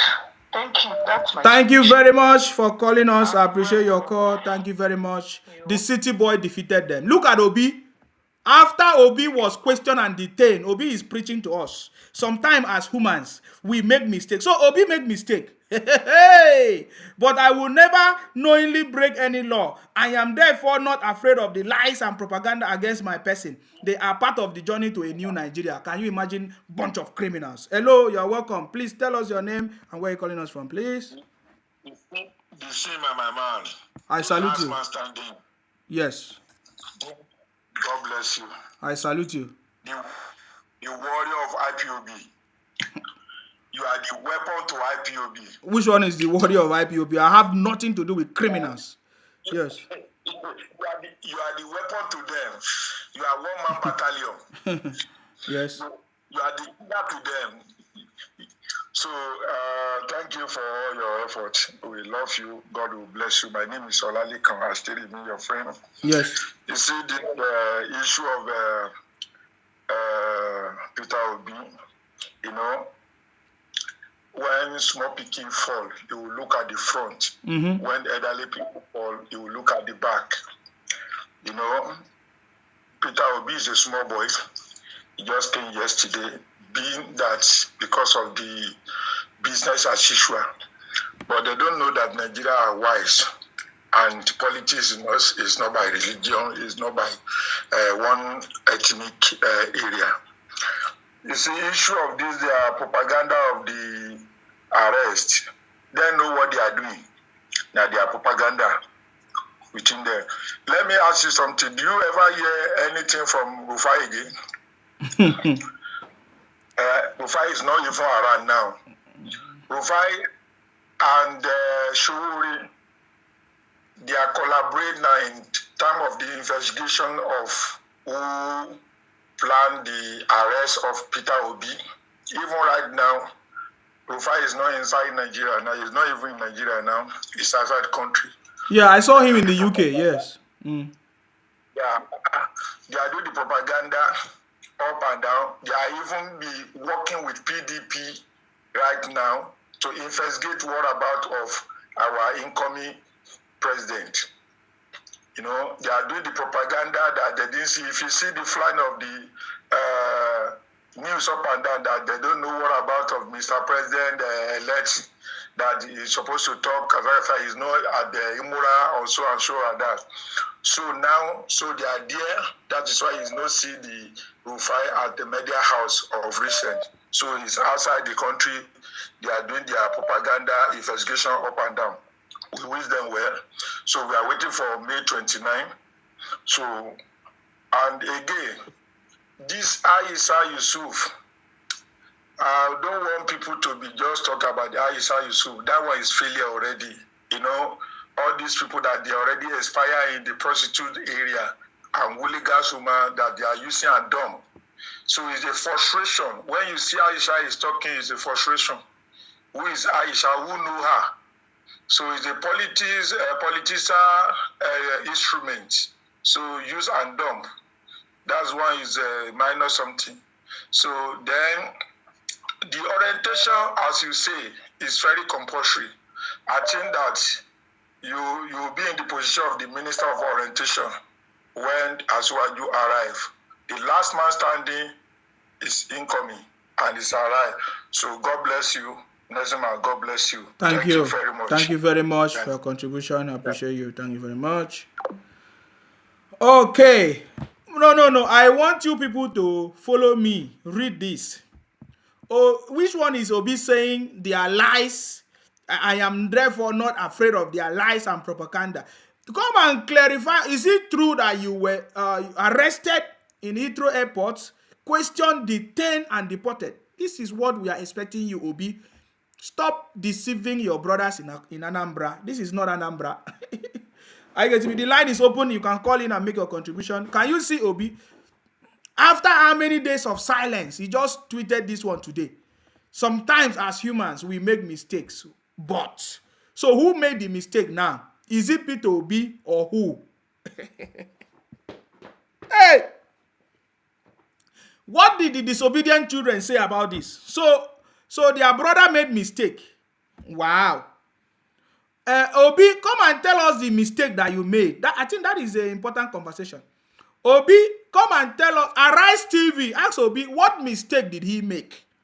Because Obi said, sometimes as humans, we make mistakes. So you believe you can make mistake?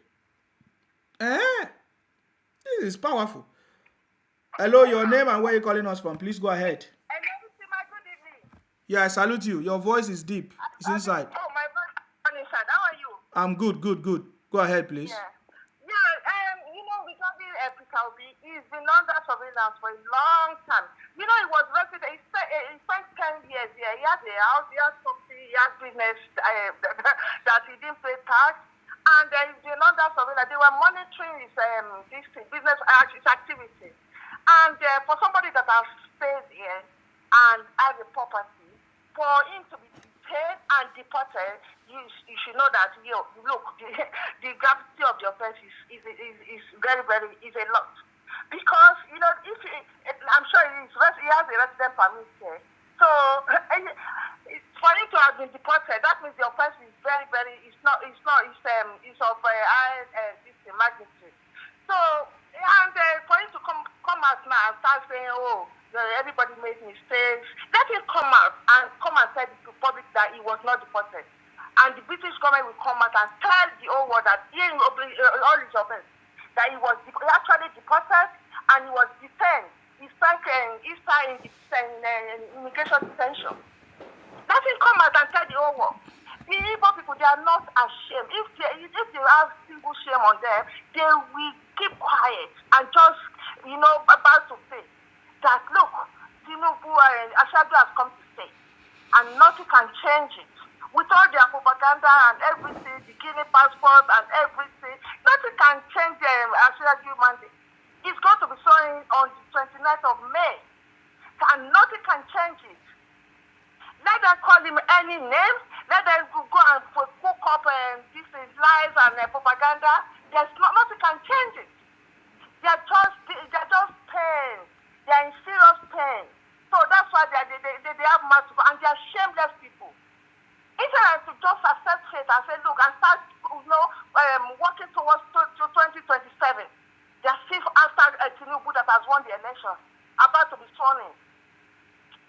In fact, I don't know the type of tribe they are. I don't know. The best thing is just for Nigeria to let them go. Let them go with their lives. Let them go because they are the ones spoiling our name all over the world. Go to jails all over the world in the Western world, you find Igbos. Igbos, all of them. Drug-related offenses. Killing. If you see the way they kill their wives in America, you won't believe it. All those people, they kill their wives. The moment the wife trained as a nurse and start any more than that, they will kill the wife.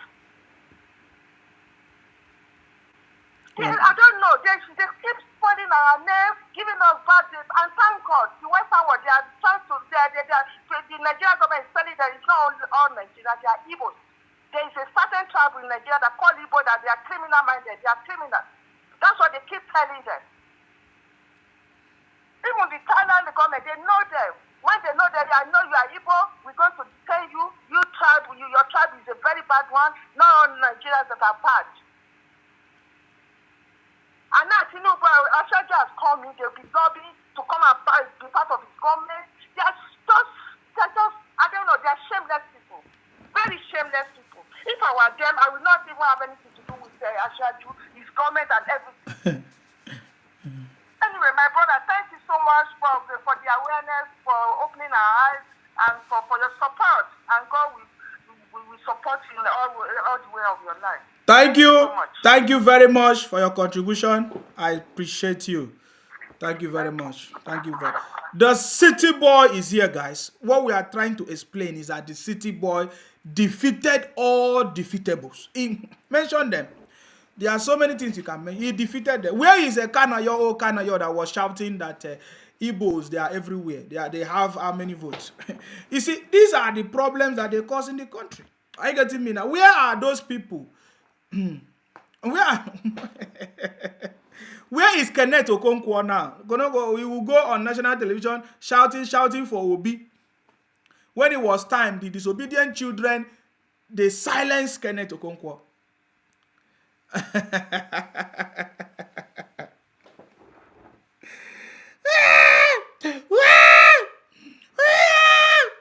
The city boy has defeated all defeatables, guys. That's it. The city boy defeated all defeatables. Asiwaju defeated all defeatables. Today, all of them are panicking because they have nothing else to offer, guys. No, I mean, I'm asking questions. This is a man that pretended to all the Igbos, of course, in the Southeast, that he's going to be the president of the Igbos. Look at him. He pretended as if he's a saint. He has not done anything. Now, Obi is coming to tell us that sometimes as humans, we make mistakes. So you know it. I will never knowingly break any law. So Obi is telling us that he never know. Hey, wahala. That was the same way Obi used the resources of Anambra State to invest abroad. That is called money laundering. Obi used the resources of this Anambra state to invest, and when he was questioned on the same Arise TV, Obi said that he was advised by some group of people to use the money of the state to invest outside of Nigeria. That was Obi. Obi never accepted any responsibility. Thank God Obi did not go anywhere. We escaped this bullet. We escaped something so big that Nigerians must be very happy and, in fact, grateful to God for us escaping this nonsense that could have happened to the country.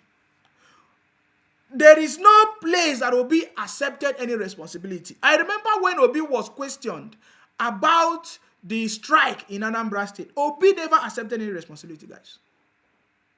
Today, can you see what is going on now? Obi, as he said, about how many people voted for him. Is it 6 million people? Those 6 million people are waiting for Obi to come and clear the air. Let us know what really happened to you in Itro. Come and tell us your own story. Even if you lie, come and tell us. The UK government is waiting. Obi, come and tell us. Obi was quick to come and deny the fact that the UK government did not apologize. But Obi has refused. Okay, fine. What really happened? There are so many speculations. Obi, you said that people are telling lies and propaganda about you. Is it not your duty to come and clear the air? Come and clear the air. Come and tell everybody what is going on, what really happened. Tell us the mistake that you made. We understand we are all humans. To err is human, but to forgive is divine. We will forgive you. But for the fact that you are hiding it, see, we cannot forget it. Obi wants us to forget what happened in the Heathrow airport. Can we forget it? We can't forget it. We can't forget it. So now, with this tweet from Obi, it shows that what everybody have been saying, there must be some atom of truth in it. That is why Obi have refused to come out to clear the air. Even on his favorite TV station, Arise TV, every day Obi will come out and be talking, telling us, I did not use campaign, I did not use religion, I did not use ethnicity. But there are videos, so evidence is everywhere. Oh, I did not use religion. So you make mistake. Okay, fine, everybody can make mistake. But why are you claiming to be different? We know that you are the same people. Anyways, that's by the way. So yeah, I just wanted to point out this because I've been asking, what has Obi? Why is he silent? Why is he so quiet? He's not able to come out to tell us what really happened to him. And they are hiding it. His Biafra brothers and a lying party, disobedient children, they are hiding it. They don't want. We can't forget it, Obi. Anytime, any day, Obi will come out to speak. Any year, either on Arise TV, we will remind Obi, tell us what really happened at the airport. Are you getting me? Hello, please, go ahead. Hello? Okay, guys, if you need the vouchers, the line is still, I don't know if they have completed it. I've not received any information. Please go ahead. This is Olalika Ekoba. Yes. You see, Obi, for me, in my own opinion, sorry to say this, Obi is like a criminal. Because why I say so is that how can you, as a leader, that you call yourself as a leader, I want to be the president of the whole country. And something is happening always. He can't even use a minute or seconds to debunk whether it's true or it's lie. To the nation, to know what is happening, whether it's true. Since inception of IPOB, Obi never come out one day, to debunk, to even caution that this what is happening, he is not belong, or he separate himself or so like that. He never. Issue of the problem in Lagos within the Badebo, till today, Obi never come out and say something. Issue of the deport from the abroad, Obi never come out and say something. Now, Obi now tweeted that is a mistake or no mistake. Now, when the Okonko mentioned, say that this is a true tape that his superior officer say, now Obi didn't attack Okonko. Now, he never come out to say something about that till today. and he quiet. And that kind of people, and Nigeria and some people among of that idiot people are still celebrate that Obi is the winner of the election and so and so. Well, I can't say more anything, because I know that in any rational thinking person, he can never even think and that Obi, he can be a president, even president of the Igbo, he can never. President of Igbo, Obi can never do it because they will never unite. That one's sure. So everything that is happened, both the criminality in Anambra, today Obi never come out to say something to the whole world, to the people. I never condemn any atrocity that all these people are doing. Never one day condemn it. And you call yourself as a leader. Obi just play underground.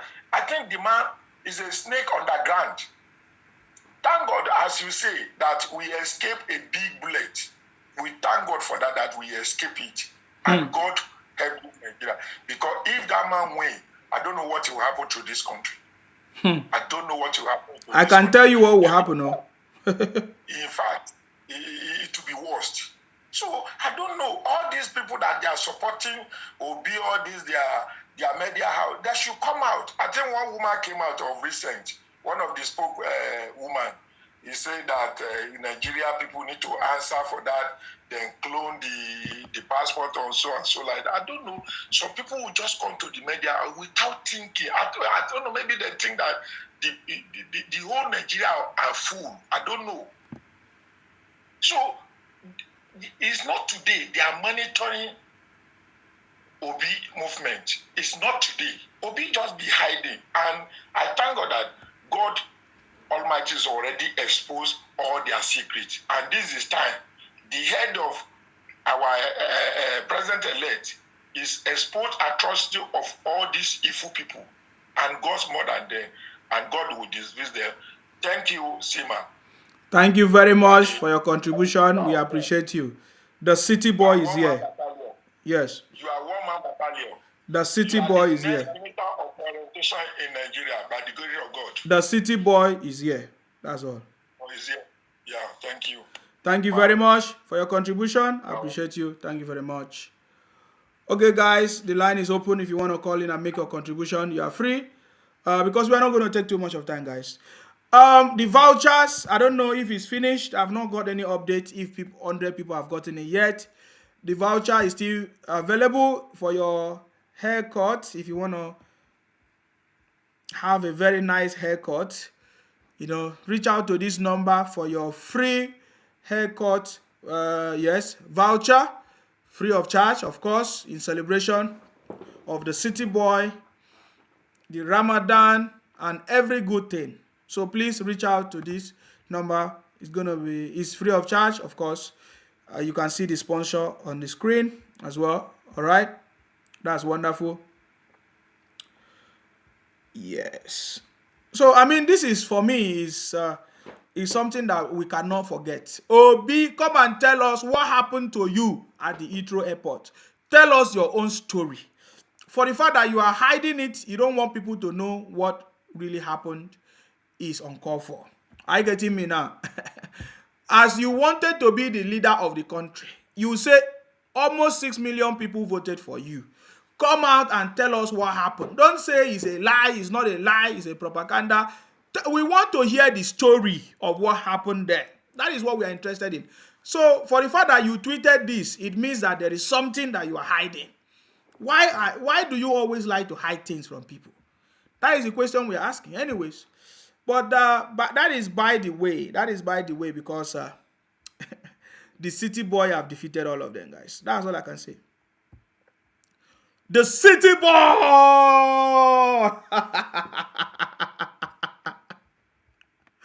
Wait. Let us listen to that music. The city boy is here. Nothing can stop us. The city boy is here, guys. They are panicking. Let's do it.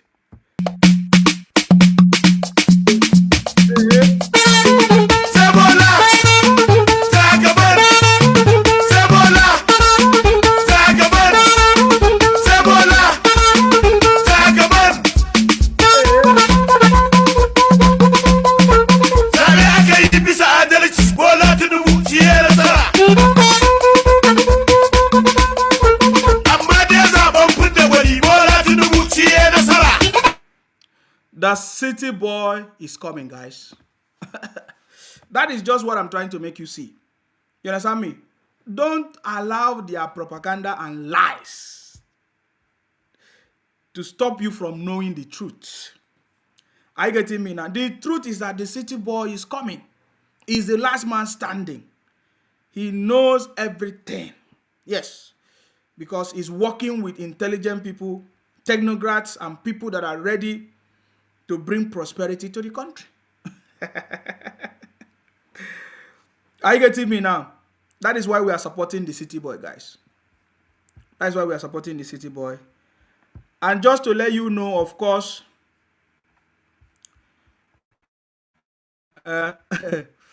we are making progress every day on every side. And there's nothing stopping us. It doesn't matter how they will run the propaganda. Okay, let's do it again as it depends.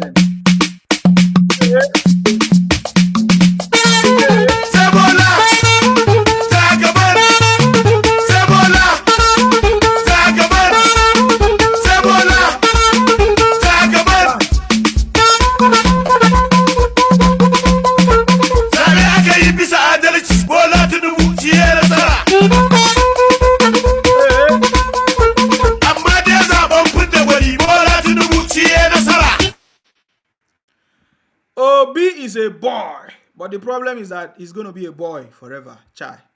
What are we going to do to help him? Is there anything we can do to help Obi? Obi. Obi. Import and export. I think you people did not see that one. Obi. Import and export. Where is it? Did I put it there?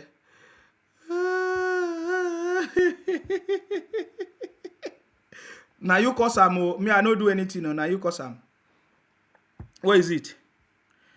Obi. Let me put this one so that you see it.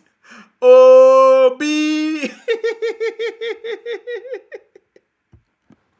Oh God, if I do that way, it's not going to show. Obi. Obi, why? Import and export.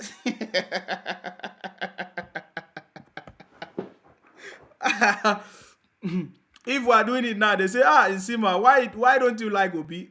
This have nothing to do with liking Obi or not. We are talking about the reality. Don't get me wrong. We like Obi. We like Obi. That's why we are telling him the truth. You should stop deceiving people, eh? So, guys, of course, the city boy is here, and we are part of the movement everywhere. You see that? Asiwaju new Nigeria bloggers, of course.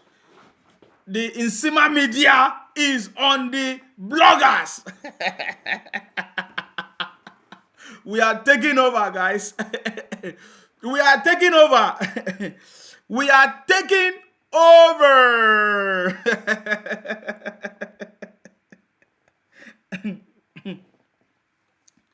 Was Obi tweeted today again, I encourage Nigerians to remain calm and steadfast in the journey to reclaim their mandate of a new Nigeria.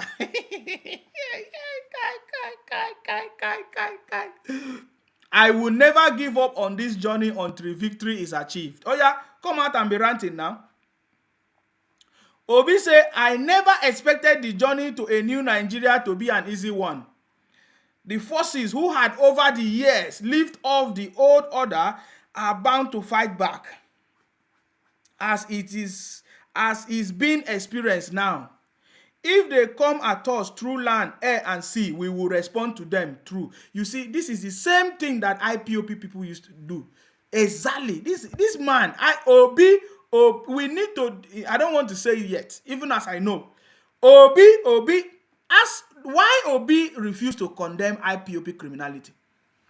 This is exactly what they say. Go and listen to their broadcast. He said, if they come at us through land, air, and sea, we will respond to them through land, air, and sea. But we will remain law-abiding and will never give up on the nation. We are on the right path and we will remain committed to the cause. Now so guys, we're already there in Sima Media, of course. Asiwaju new Nigeria bloggers.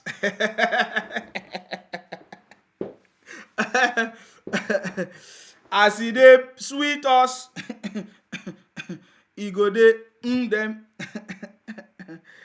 All right, guys. I'm not gonna go into some deep conversations. I'm not gonna go deep into some conversations today again because it's kind of late. I could have talked about something which is very, very important. But what I want to tell you is that the city boy is coming. Are you getting me now? The city boy is coming. Let me just read one of these because I didn't want to talk about it I mean, if I want to talk about it, I need a lot of time. He said, this is from Reno Omokri. He said, life is just not balanced. Why Tinubu got listed by Time magazine? Let me go back there and put that one, guys. Of course, all of you know that the city boy was listed as one of the most influential, 100 most influential people or persons all over the world. Why the city boy was being listed? What happened to Obi? Let us read it from Reno Omokri. Said, life is just not balanced.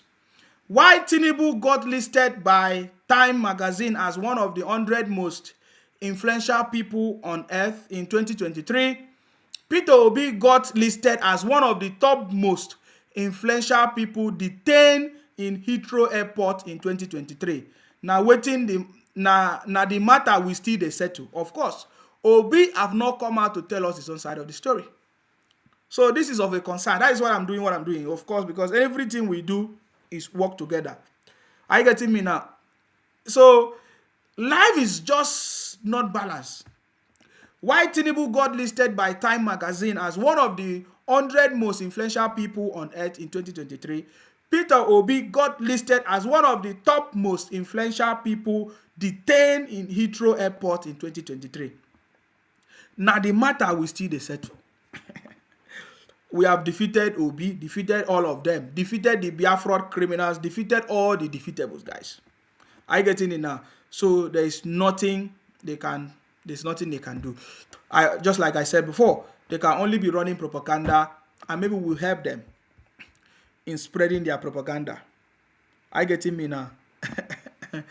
I bet, where is Emefiele? Emefiele that wanted to destroy Nigeria with a cashless policy that of no use. Today, no cashless policy implemented. He made life difficult for people. People lost their life in the hospital. Is the federal government going to just allow it to go like that? You know, these are the challenges that we are facing in that country, guys. These are the challenges we are facing. And all these things must be corrected. The city boy should not allow all these things to happen, guys. So congratulations to all of us. It's been a wonderful conversation. Congratulations to the city boy. Every time we are going to congratulate the city boy, we cannot stop congratulating the city boy. Are you getting me now? The city boy defeated all the defeatables. Asiwaju defeated all the defeatables. The only choice that they have now is to be running their propaganda and whatever they can do. Of course, IPOP are terrorists. Biafra criminals, terrorist organization. That's all they do. Lying party, disobedient children. That's all they can do, guys. So May 29 is already here. Get ready for the city boy government. The city boy government is coming. And our agenda is peace, prosperity, and unity. That is our agenda, of course. That is what we want. Peace, unity, and prosperity. And for us to have peace, all the criminals must be treated. All the criminals must be identified and properly treated. Do you understand me? All the people causing problems in the country must be treated properly. Are you getting me now? That is all we need, and prosperity will come, guys. So the city boy is bringing prosperity, renewed hope to the country, and that is what we are doing. That's all we are doing. Anybody that is running propaganda, if we catch you, we will treat you as a criminal, guys. So you can join the city boy movement. The city boy movement is a movement. I do understand. We are everywhere. The city boy movement is a movement. What is the movement about? For us to, promote our country, Nigeria, support the city boy government, debunk all the lies of the IPOP criminals, because it's only IPOP Biafra criminals. They are the only one running the propaganda, guys. Are you getting me now? They are the only one. So we will debunk all their lies and will identify all the criminals, and the federal government will make sure that they be treated properly. That's all we need. Before you know it, we will solve the challenges of the country. Look at Emefiele, an Igbo man, couldn't bring any good thing to the country. Brought a cashless policy that brought controversies and debt and problems to the country. Today, the new currency is nowhere to be found. Nothing. Are we going to forget about the consequences? Many people died in the hospital. They couldn't access hospital. They couldn't access their cash, their own money. For the first time in the history of Nigeria, people that own money, their own money, they couldn't have access to their own money because of Emefiele. You see what we are saying? So all these things are part of the problems. That is why I support the City Boy government, a government of unity, a government of national competence. That is what the City Boy is after. It's not looking for somebody from the Southeast to say, oh, the federal character, or we want people Southeast for it to be federal whatever. Oh, for it to balance, for them not to protest. No, that's not what we want. A national government of competency.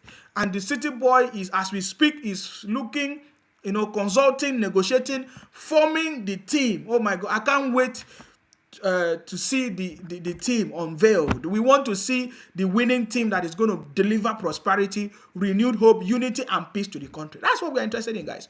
We are not interested in anything criminality. If we catch you, we treat you as a criminal that you are. That's it. You have no excuse. You have no excuse. Why are you running propaganda on social media? Why are you writing nonsense letters, blackmailing people, writing rubbish, talking nonsense about the country? No. Now it's going to be different. Are you getting me now? So, guys, it's been a wonderful conversation. We have done 3 hours. I want to say thank you very much, please. Let us go and have rest. We will come back again at the right time. Of course, I know that those are our brothers in the US and all of that. I don't know if you guys are awake, but we will still come back, hopefully, maybe tonight or not, or anytime. But just know that if we don't come out, it's not necessary. We come out because it's necessary. Trust me. Our job is to make sure we promote the City Boy government. And besides, if the City Boy is quiet, who am I to speak? He knows the reason. In fact, this is, I would say, the remaining days is a very dangerous moment. The remaining days. So make sure that you are careful wherever you are, wherever you go. Happy Ramadan to those our brothers and sisters that are celebrating this weekend. Of course, we pray for good things to happen to us. Exactly, somebody is reminding me of the fuel scarcity. The fuel scarcity disappeared. Everything disappeared.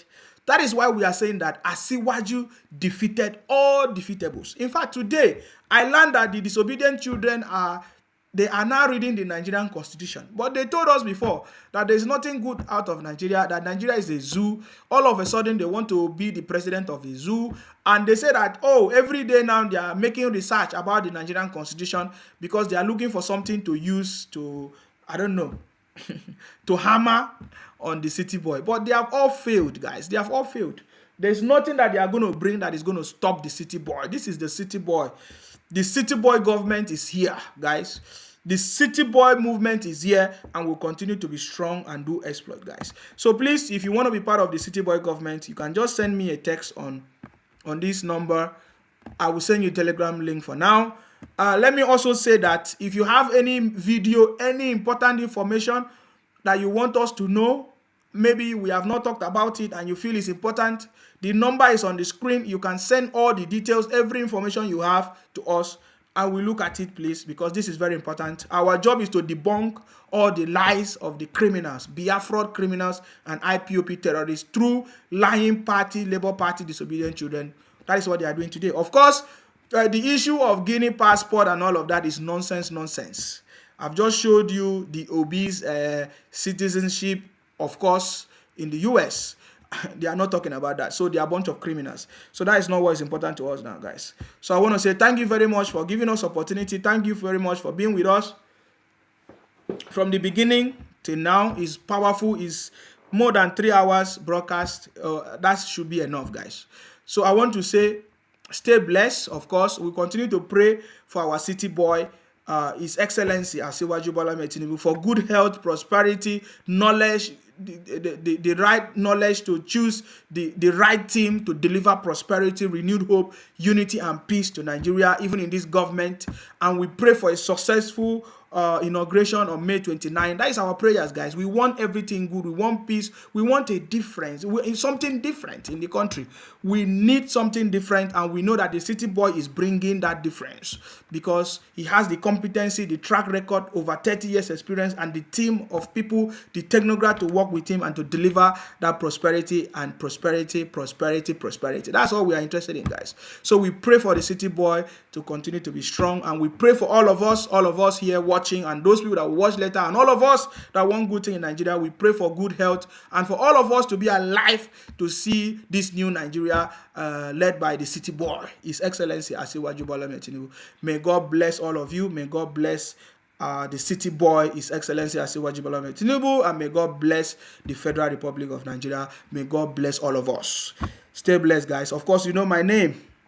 My name is Akparawa Nsima, the first son of Idu. Our job is to make sure that we continue to fight in order to protect and to defend our land. Stay blessed, and God bless you. Abasiri on weekend for guys. Bye-bye for now, guys. Bye-bye.